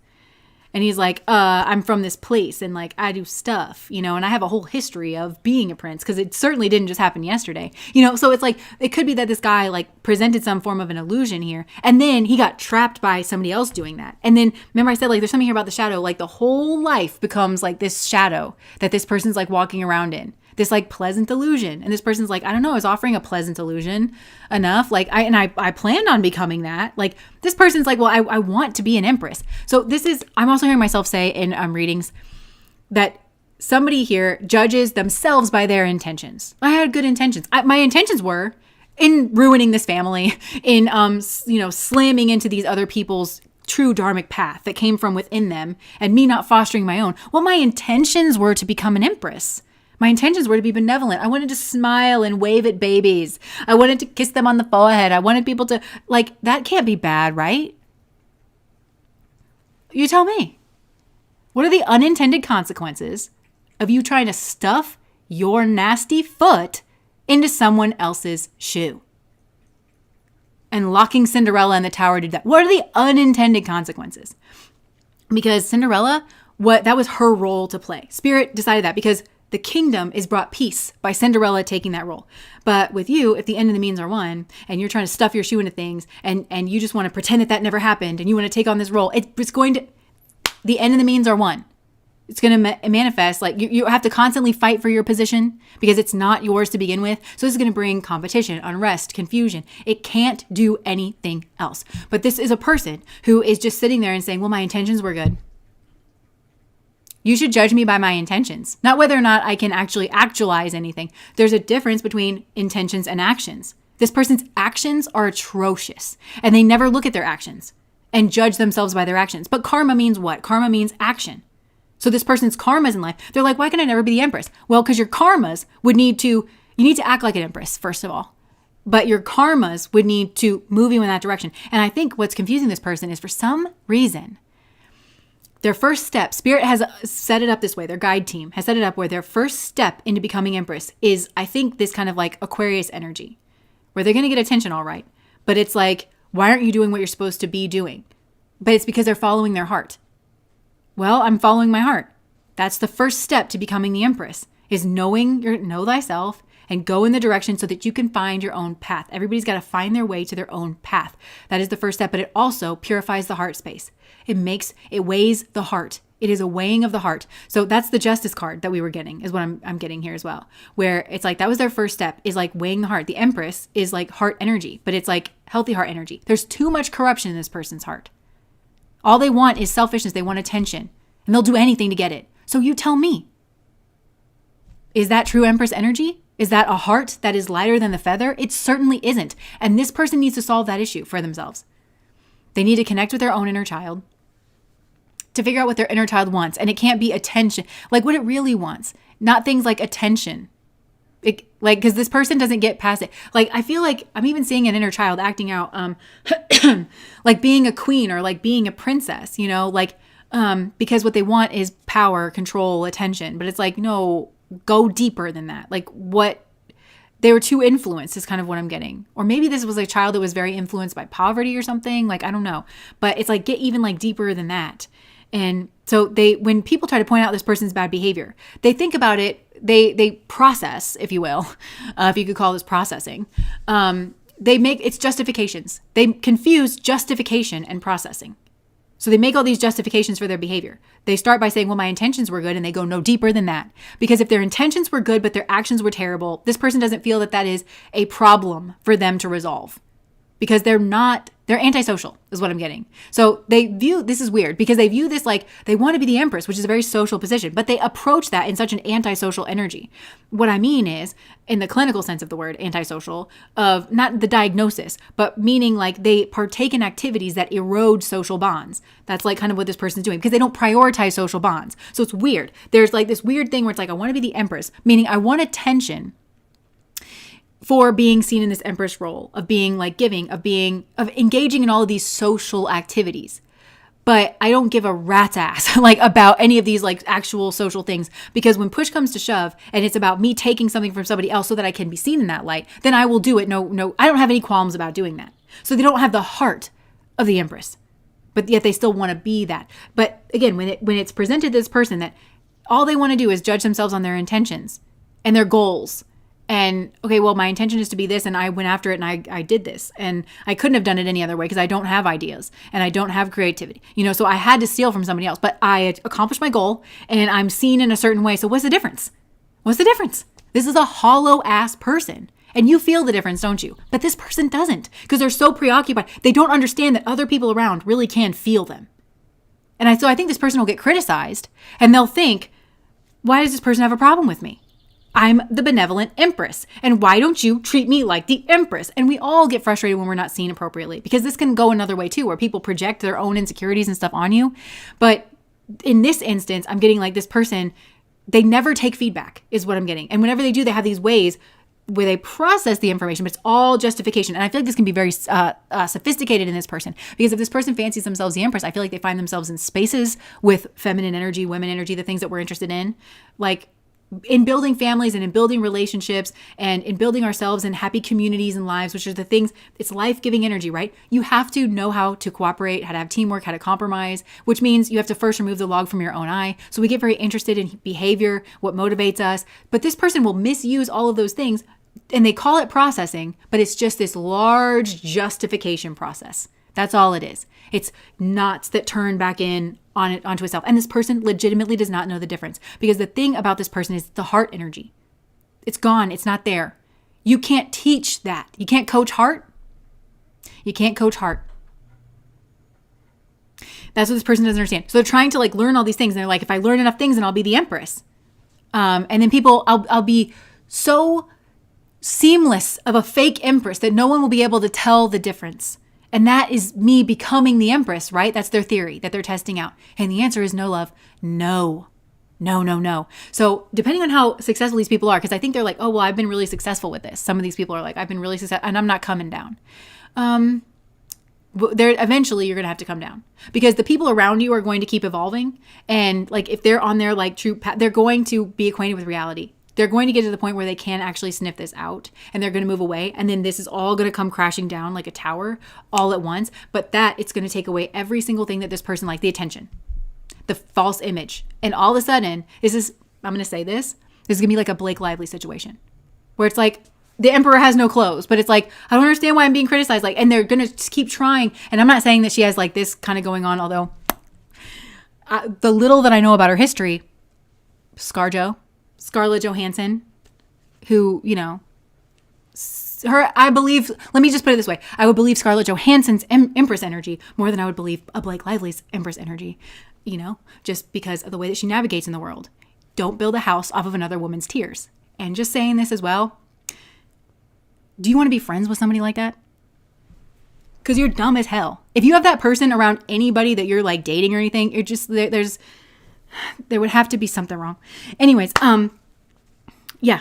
So like, I'm just kind of getting that, like this is like a big, huge, exercise in denial, just, denial through justification. It's very sophisticated. Everything I feel like this person can be very convincing. And like I said, nobody buys their bullshit more than they do, because the alternative is so scary, where they would have to look and they would be so horrified, because now they're not just neutral. Because I feel like in the past, this person was like neutral, where they were like, I don't know who I am, and so I'm trying to build who I am by like a path that looks exciting to me, that I can see forming between like two other people, is what I think this is. But by the time they've gone down that path, they're no longer that neutral individual anymore. They're a person with a bunch of negative karma. And negative karma is not just an empty concept. Negative karma looks like bodies in your wake. This person has caused real fucking damage. They have hurt people. All the areas of the Empress that, you build families and stuff like together.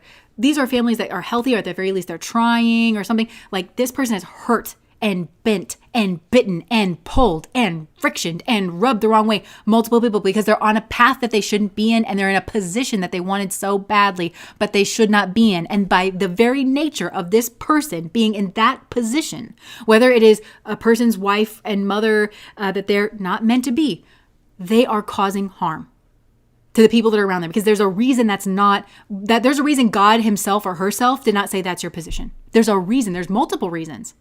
And this person doesn't care to get to know those reasons, because they just want it. I want it. I want it. That's the real version of them. I want it. I want it. But they can put on this nice image. They can put on this nice air.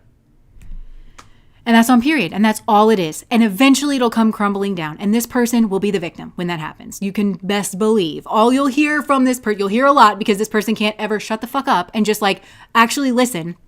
Actually be receptive. Actually say, maybe I was wrong.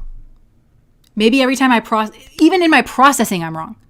So again, this is a person who would not just need a therapist, but they need more like a therapist that's going to be like, everything that goes on in your mind is bullshit. And so I'm going to need you, every time you walk into this office, I'm literally going to put a piece of tape over your mouth.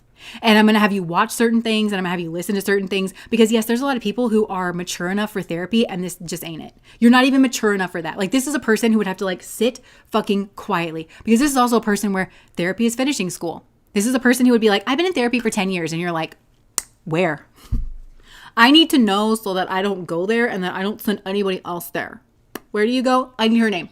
What's your therapist's name? Who feeds your bullshit to this level? I need the names of all your best friends. I just need to know who to avoid in this life, because there's a lot wrong with what's going on around you, and nobody wants to call it out. But also, like, you have to pick your battles. And really, if this person is like a friend that you probably meet at a luncheon, like, that's, different. But, yeah, I feel like this person would probably just like rub people the wrong way. I'm feeling this heartbroken energy, because I feel like there's a lot of people who are waking up to this person, their role in perpetuating this person who is inflicting pain. So this could also be like, there could be people around who is like, I was the dipshit husband. I did procreate with that. I gave this person as a mother to my children. That I was a friend with this type of person. I knew all the weird shit that they were getting down with. I co-signed all of it. I gave cover for it. I built up their like false image. And they're realizing that, that was not a harmless action. This person is inflicting pain on people. This person is causing confusion in people just by their very presence, let alone when they open their mouth, which I think they do quite a lot. I think this is like the kind of person that really thinks that they that the world should really know, who they are. So it's like worship me kind of energy, So when you start to realize because I think maybe people would look at this through a certain lens, they need to broaden out the context. So if this is your best friend and you're really gassing her up, and you really should not be, you should really be saying a lot of stuff that you do is questionable. And, as much as I like hanging out with you and, I like when we can get drinks and it's a nice little escape for me because my life is so hectic, I really can't be a part of this, I just feel like they were like, well, I'm just that's just my friend, that's just my best friend. We just hang out, I just have fun when I'm around him and that's it. No, because that person's mindset leaves the luncheon from Tuesdays, goes out into the world, says weird shit to their kids and to their partners. They continue to obstruct beautiful people from getting into the positions that they need to be in. So we have to not allow that. Yeah. You're describing the girl I was talking to who ghosted me out of the blue as I was falling for her and turned out to be a psychopath. Yeah. And it's just there's just a hollow emptiness. There's no emotions here. But there's a good performance of that. And what's weird about this person too is I feel like they would really, really put up a stink if you were there's no emotions here. If you were to say you're a hollow shell, this person would be how dare you say that? I'm the picture of an empress. It's just, yeah. Okay. So, anything else? Sorry, this kind of energy really does get me going. And looking into this, it does give me a lot more compassion for where this person is going. But I also just you can hold compassion for one person, but I can just see so clearly the number of people that are harmed and displaced by this person being in this energy. And so when we hold compassion for one person, that's the other thing. This person probably talks about compassion. They probably talk about empathy. They probably accuse you of not being empathetic. But when really it's this person who's not being empathetic, because I'm seeing easily 100, 150 people that are directly and sincerely confused, displaced, they're not able to get the traction or the position that they're needing to get because of this person just being where they are, occupying a space that they should not be in. So how can you say have compassion for this person, but then don't have compassion for all these people? It's more than compassion. If compassion is not leading us to a more fair and just world, what use is it? It's not enough to just feel compassionate towards somebody. That's the other thing. This person, weirdly, they don't have much feelings, but they also just want to keep everybody in a feeling space. You should feel compassion for me. And what they mean is you should let me get away with my bullshit. And that's not what healthy people mean by when they say have compassion. But this person will warp and distort everything. They learn stuff like what we learn here so that they're what they call processing, their justification machine. They don't realize that no, some of us actually have a processing machine. When you have a processing machine, you're willing to be the bad guy in your own mind. You're I'm willing to consider that I said something fucked up. I'm willing to consider that I did something fucked up. And I'm willing to consider that because I don't want to be hurting and displacing people. And I will eat my humble pie. I will make amends and I will shift gears in order to be a productive, cooperative member of society. I want to get where I'm going, but I don't want to take from other people. This person, foreign concept. Absolutely foreign concept. And I do think that it's because they feel like they don't have anything to give or anything to offer, but it's because there's no inner child energy that's there that is creative, comes up with ideas. So they just constantly are in this taker kind of mode. But yeah, this person, again, they'll say that they'll insist on you giving them compassion and empathy. But when you give this person, you'll notice that their definition of compassion and empathy means everybody else has to suck it up and be abused by them or stay in a stuck position. To them, it's well, we can't ever change anything for the better, for you in particular, and for everybody else. But for me, this is just the way it is. Whenever it's they're well, this is just the way it is. We can't change anything about me and my circumstances and all the things that I've stolen. That we can't change. That's off limits. Okay. So you have to have compassion for me, in that, did I win? Yes. But, also I lost, in a way that I need you to feel sorry for me for. I had this, horrible story that makes me the hero victim. And you're no, that's not true. Okay. That's just you massaging yourself lewdly in front of all of us. And we're tired of looking at it, but then it's when it comes time to have compassion for all of you, we don't have compassion for you and we certainly can't change anything and you can't ever get your justice from me. So it's just this big wall of, it's just this big impenetrable system inside this person. It's impenetrable. I think we just described somebody with real problems, but I think we describe like that when people say that narcissists can't change and that there's really not like a reliable cure now, like this is what they mean. Like it's all like hard and like our world really rewards narcissistic behavior. So really, like if we're going to get to the root cause of all of this, like this is why also you have to walk away from narcissists in the world that we currently live in, because we could have a system, we could create a system that didn't reward narcissism, but we would have to rebuild it. Anyways, I digress. Let me get off my soapbox here. Only God has enough compassion for these people. Okay. Ew, yes. Okay, so that was pile number 3. That was pile number 3. That is a big problem if you have that person in your life. And the only thing to do is to get away from them. And to ensure the people in your life don't have that to contend with around you. Okay. So, I'm just going to take a break. I want the people who this applies to have to sit here and listen to this without distraction until it sticks. Not like it would. That's what I was getting. Like, we're like a therapist, anybody that would do any kind of healing work to this person. If you were just, they don't, like, learning isn't the answer with this person. Mind learning, where it's like, for me or you and people who have like honest intentions, you could teach somebody, you could show somebody, you're like, this is how this is affecting you and other people. And you'd be like, oh my gosh, I get it now. And that like realization would click into place. And then you would naturally, because your heart is correct. But this is a problem where it's not a matter of like, this person doesn't like know anybody. Their heart isn't well. They don't have that. They don't have a heart. And they don't have a heart because they don't have an inner child. Like I don't know what we would do. Put all these people on Coney Island, where it's like, just try to be a kid, try to play in the sandbox. I don't know. Try to do things that you think are fun, but you have to put them in an environment where they couldn't cause harm. Cause these people, I don't know, baby. Okay. I have compassion, but yes, I have compassion for grouper babe, but it's still an insult to the grouper. Yes. Okay. Yeah. Aw. Yes. The years of trauma therapy I needed from dealing with these people. That's the problem too. Is like, they're the ones like, that's what I'm saying. Do you know how many people are in therapy because of these people? And also I feel like these people loose in our society, it's the reason that we think that we have like problems, where it's like, okay, like you heard people, if you listen to the news now, and it's like, oh, like this percentage of people are on antidepressants. The conversation is never why is the way that we live. Not in a way of like force. Whenever it's spoken about on like the side of the political spectrum, let's say, that has authoritarian tendencies and doesn't really believe in democracy.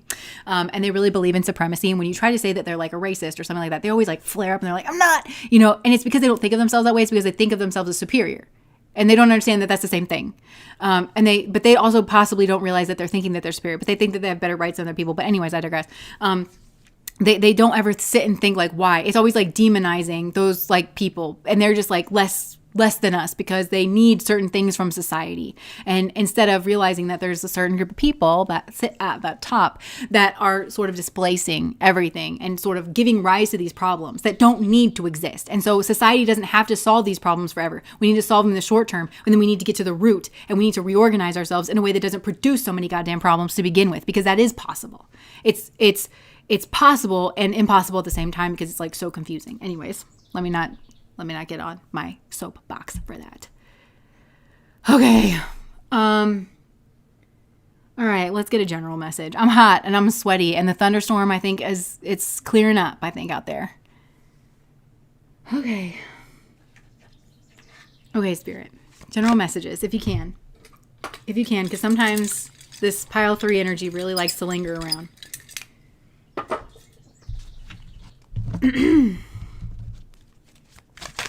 Okay, so general messages, Spirit. General messages. What do you have for us in terms of general messages? Call it out. Your soapbox is why I come here. Thank you. You have him so pegged right now. I love it. Okay. So general messages, Spirit. What do you want to say to us?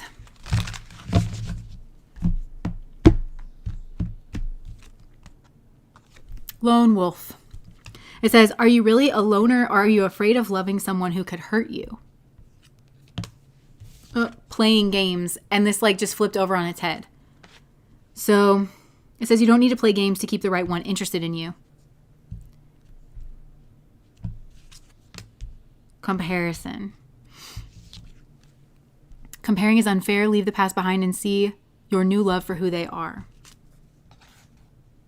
Too hard. You believe that it has to be hard, but it doesn't. Let love flow naturally into your life. I feel like this is all kind of connecting to that inner child, like maybe having some more fun. Because I'm kind of getting like, okay, I'm also hearing like this question being posed that it's like, are they playing games with you? Like, is it conscious or is it not? They're not playing games with you. Is it that they're insecure? Working on building your confidence and feeling safe in your relationship. So there could have been certain people around you that could have been really insecure. And again, it says like you don't need to play games to keep the right one interested in you. So these people were saying that, saying that these people were playing games, but also it's like people are trying to get your attention or something when they're not the right one. So it could be these kinds of people that are like looking for you to fulfill something in them. They're thinking that you're the answer in some way, and they're playing some type of like weird games, and that's really hurt you in love. These could be the people that are also right in your face. These are the people that maybe like pursue you, but really it's like their own insecurities, and it's not really a game. Yeah, they're playing games like, yeah, because they're like insecure. So we also have untrue stories. So I feel like, yeah, you tell yourself bad things, change the stories and see that good things can happen. So I feel like for some, like, I feel like maybe we in this group, like we're telling ourselves like they're intentionally meaning to do that because they're trying to hurt us and they're trying to sabotage us. When in actuality, it's like they're insecure and they're trying to make things happen for themselves. It doesn't change the fact that you need to get away from these people. But now that you can kind of maybe see it for what it is. So instead of being surprised by like the fact that people turn on you or like they do whatever it is that they do that like ends up surprising you and like feels like the rug pull, Spirit is saying now you know that what you're really looking for is like insecurity in a person. And the games that people play that maybe you're thinking are like investment, or it's like, you know, you see them trying to like maybe impress you or something, or it's like the big gesture kind of stuff. Like really kind of screen this for insecurity and interest. And it's not like, you know, and talking about these things like, you know, moving slow, like however you can figure out to like kind of flush out for insecurity. And making sure that you are doing that, because it could be that somebody's just really interested in you if they take you out on like this really nice first date or something like that. But yeah, just kind of screening for insecurity, I guess. And knowing where like your boundaries are. Okay, and it says like, so it says you need to hold good boundaries so you don't feel violated.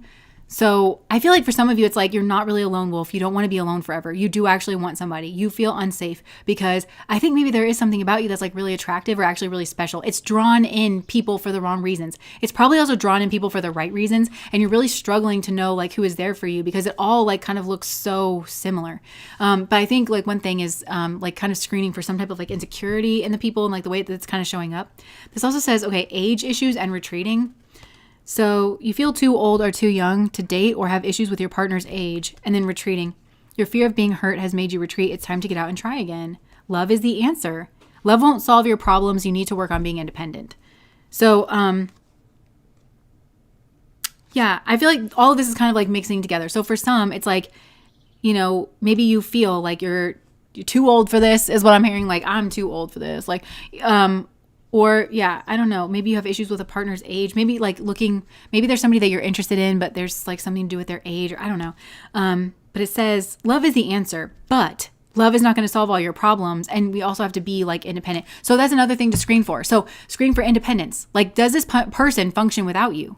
Because if they don't, then all of a sudden you become their piggy bank. You become their plan B. You become something other than a partner because you're wanting to be in a partnership to experience partnership. You know, so maybe some of you have been taken advantage of. So I feel like we got two things here to screen for: insecurities and independence. Is this person independent? Can they stand on their own 2 feet? When they get knocked down, because people go through hard times, when they get knocked down, can they get up again? Getting up again, it's all the things that we've talked about in this reading, you know? It's like, can you generate an idea? You know, and can you also like turn that idea into action? If you have somebody who can't do that, then you're not going to have a partnership at the end of the day. You're going to feel violated. You're going to feel taken advantage of. And the only thing, if somebody who can't make things happen for themselves and who don't take on like equal amounts of responsibility, the only thing that they're going to have for you is empty words that might be very convincing. You know, they might be in that inner child energy where it's like they have these big grand fantasies and it makes you want to believe in them. But I think you are too old to believe that now. You've learned all these lessons in your past. It's helping you build a filter. It's helping you like screen for certain things for compatibility, and trust that process is what I'm getting. Like you went down a couple roads that were bad roads. Remember what I was saying in pile number 1 for those of you that were here like a long time ago. But like what we were saying is that if you choose a bad, like there are paths for you that are absolutely right and there are paths for you that are absolutely wrong, and most of them are somewhere in between. But if you pick a path and you go down that path and you live it, then you're learning. And even if you go down the wrongest path that you could go down for yourself, you can learn to laugh at yourself, first of all, learn to be your own best friend, learn to see yourself through a hard time. There's a lot of stuff that it's not like a total loss. Nothing's ever a total loss. And everything is also, I heard a therapist say the other day, she was like, the good news is that there's really no such thing as total self-sabotage, because everything is always really working for you. And she was talking specifically about the shadow and like these shadow traits that are kind of like trying to get your attention and stuff. So you're always becoming aware of like your shadow, and you're always kind of learning how to integrate these things and come into balance with these things. So even if you move down the wrong path and it's the super wrong path, like it doesn't mean that you should stop trying. By all means, rest. By all means, re-engage with your inner child, have fun, learn what you used to love about life, especially if you've been through like a really, really difficult time. But then, you know, when you approach that starting line again, you're not starting from net zero. You're building that filter. You learned a lot. And I think you learned a lot more than you realized. And I'm hearing this is about trusting in yourself. You feel like you can't trust your partner. And maybe that's true legitimately, like for the people that you were with, but this has to do with like trusting yourself and building that trust in yourself, because the fact of the matter is you're going to have to throw some of them back. You know, there's a lot of fish in the sea. You're going to have to throw some of them back, but you're going to get earlier and earlier who's right for you and who's wrong for you. Yeah. Look, not my type. Not my type. Be open to different types of people because you may be surprised who you find. So it could be that like actually the kind of person that you're looking for is, like fits a different kind of category to, okay, because, and what I mean by this, I don't mean that you're not going to be attracted to this person, because I think sometimes that's what people think when it's like, oh, well, you're not my usual type. It means that like, and I would be in that category too, because if somebody was like, oh, you're not my typical type, I think I would be like, let's just end this now. You know, but what I mean is that it's somebody that you can find an attraction to, or like as you mature in your tastes, you might start losing attraction to what was your type, because I think sometimes what we do in our brains is we think about the kind of person that we want. And so we have like a kind of image of that in our mind. And so we attach certain like traits or something that we think signals like maturity in somebody, or that we think signals that somebody's casual and can like have a good time. And so we're like, okay, this is what I kind of want it to look like, because we associate those certain traits with having like a certain intrinsic quality, or being able to bring that out in us, like in that alchemical space in between you and another person. But we don't always get that right. So there could be something here, that you're learning to let go of. And you're like, that's not actually the marker for maturity that I thought it was. Maybe somebody being older than you. And you're like, okay, well, I always like to date older guys because they tend to be more mature. They might tend to be more like they have had more experiences. So maybe they just learned how to tuck all their wild hairs in a little bit better. And to you, it makes you seem like they're more mature, but really they're just more able to pull the wool over your eyes for longer than the younger guys, but you're still kind of going after that same core problem in the older guys. So you might start thinking like, well, actually age isn't that stand-in for maturity in the way that I thought it was. So I'm actually going to get rid of that filter. And as you do, you might find yourself like, as you kind of like lessen that, you might find that you are actually attracted to maybe a broader range of people that are more closer to your age or even younger than you. And instead, you're just kind of going for the thing. You're just kind of saying, I want somebody who's mature. And then you start, maybe noticing somebody who is very emotionally regulated, or like they seem to have like they're chosen for like leadership positions or something like that. Like, I don't know. I'm just kind of seeing you notice that somebody's really mature. I don't even know how you're noticing it, but I'm just kind of noticing you be like, oh, that person who is my age is actually like really mature. And even though I was dating like Robert, over here, who is, he's got his career like well underway or whatever, like, he's still so immature in other aspects of his life. He just can put on a good front because, he's got that graying in his beard, and he just made partner at his firm or something like that. I don't know. You get what I'm saying.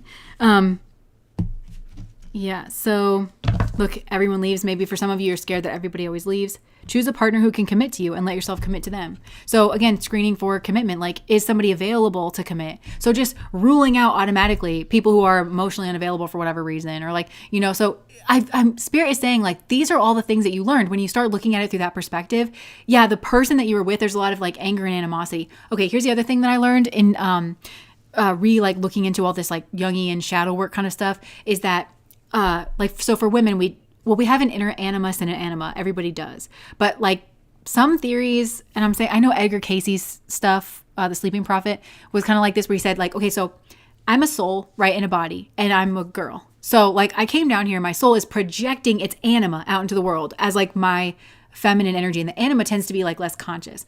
But I have an inner animus, and that's like my soul energy. That's what I relate to as my soul energy, is like my inner masculine. So I can project and do project my animus out onto the world, which can be a problem in our culture, where it's like, if that animus is disintegrated, and if I don't have a sense of self-sovereignty, and then I can go like, make my dreams happen, and I don't have a vision for myself and everything, then that can get like very disjointed. But I can project my animus out into the world, and that's either onto a particular person, like onto a particular partner, where I'm like, they represent my inner masculine, or who I want it to be, or the actual state of things, or or I can project it out onto like all men, like all men are this way, or all men are that way. And sometimes I worry about us here, because we're looking so heavily into one person. So like for me, this is one aspect of my life where I am doing this tarot reading. I'm looking into like your people. I'm having the reactions that I'm having. And again, this is a community where mostly it's feminine energies looking into masculine energies. And it's like, oh my gosh. And the stuff that comes through here, it's like stuff that is like kind of classically things that masculine people struggle with, because of the culture that we live in, and we can understand that would be a broader issue.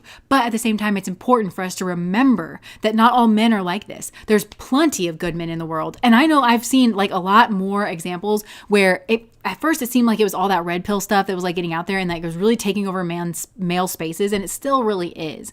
And you have a lot of people that are, they think that like,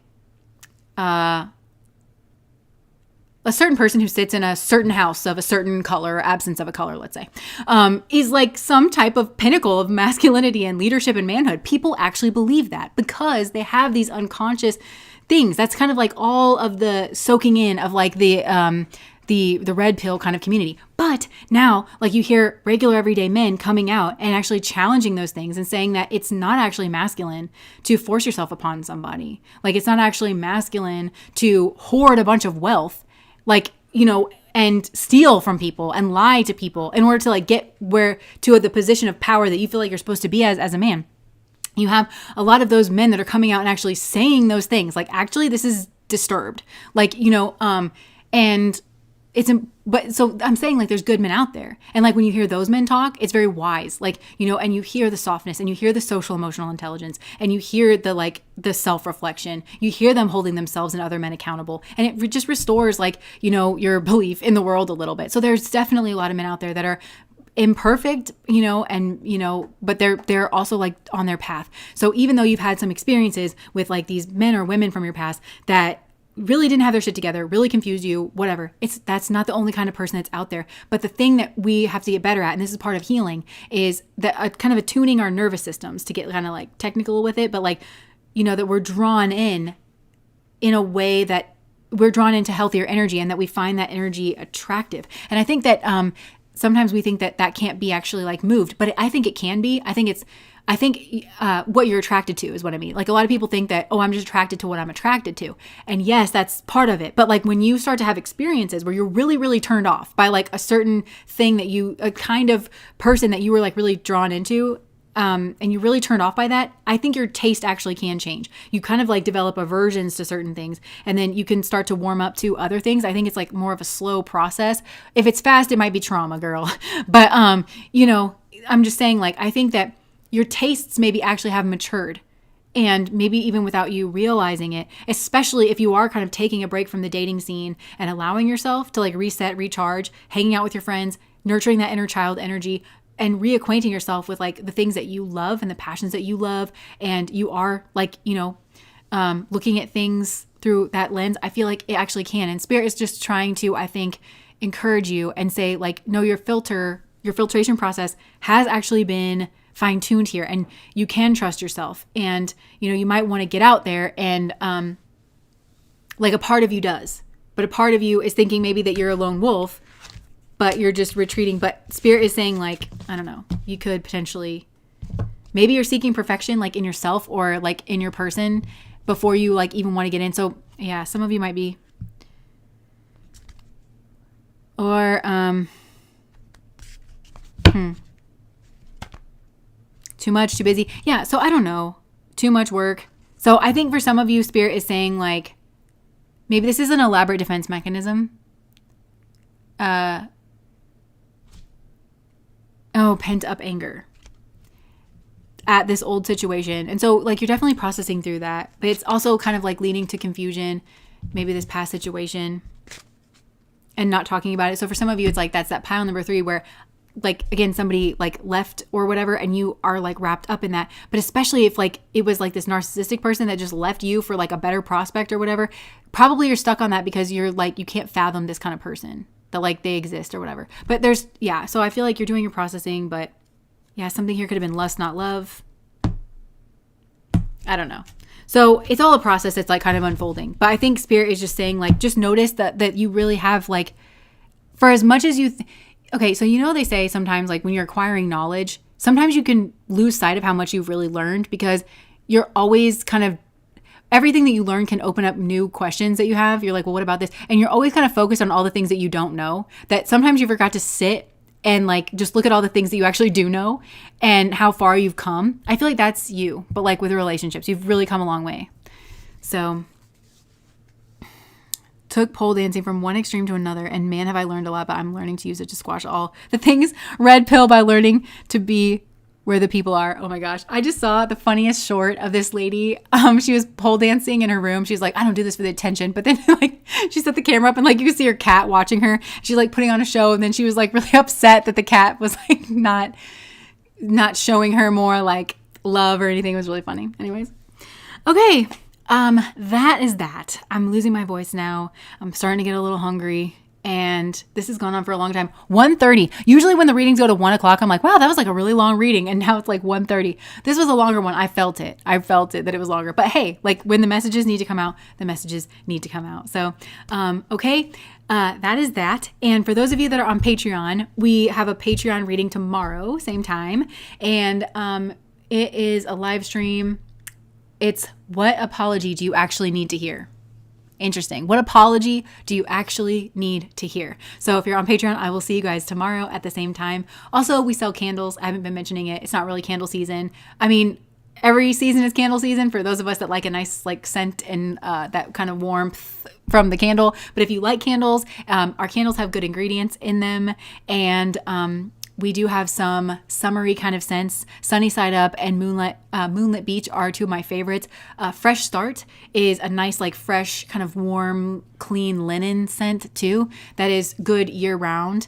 And it just has that kind of clean, fresh smell. If you like that, that's probably our number one bestseller, actually. That or Mama's House. Mama's House is another one that we keep all year round. If you like that kind of warm, baked cookie kind of homey scent, that's a good one. And we also do sell ritual candles for those of you that like to bring candles into your rituals, your manifestations, your prayers, like those kinds of things. And with our ritual candles, same really good ingredients. We say different spells that I've created. Alex also is a Reiki master. He does energy work.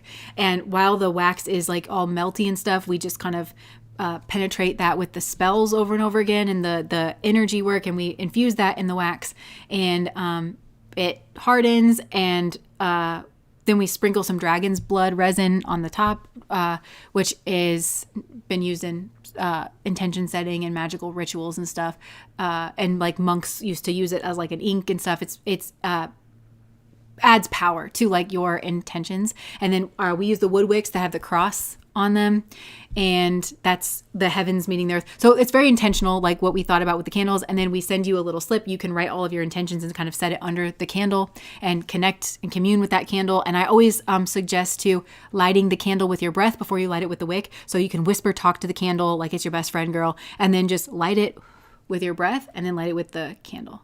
That's something that I like to do. But anyway, so we have stuff that has like pre-packaged intentions, which like really do encompass a lot of things. But then we also do specific custom candles where we will layer the spells that we already have and the energy work that we already have. But if we need, like, in a particular way to suit whatever it is that you're asking for, and you can send me a spell that you want us to say over it, or you can send like intentions you want me to read over it, or I'll make some other spells that like specifically for you to put in that candle too. So that's the candle stuff if you're interested.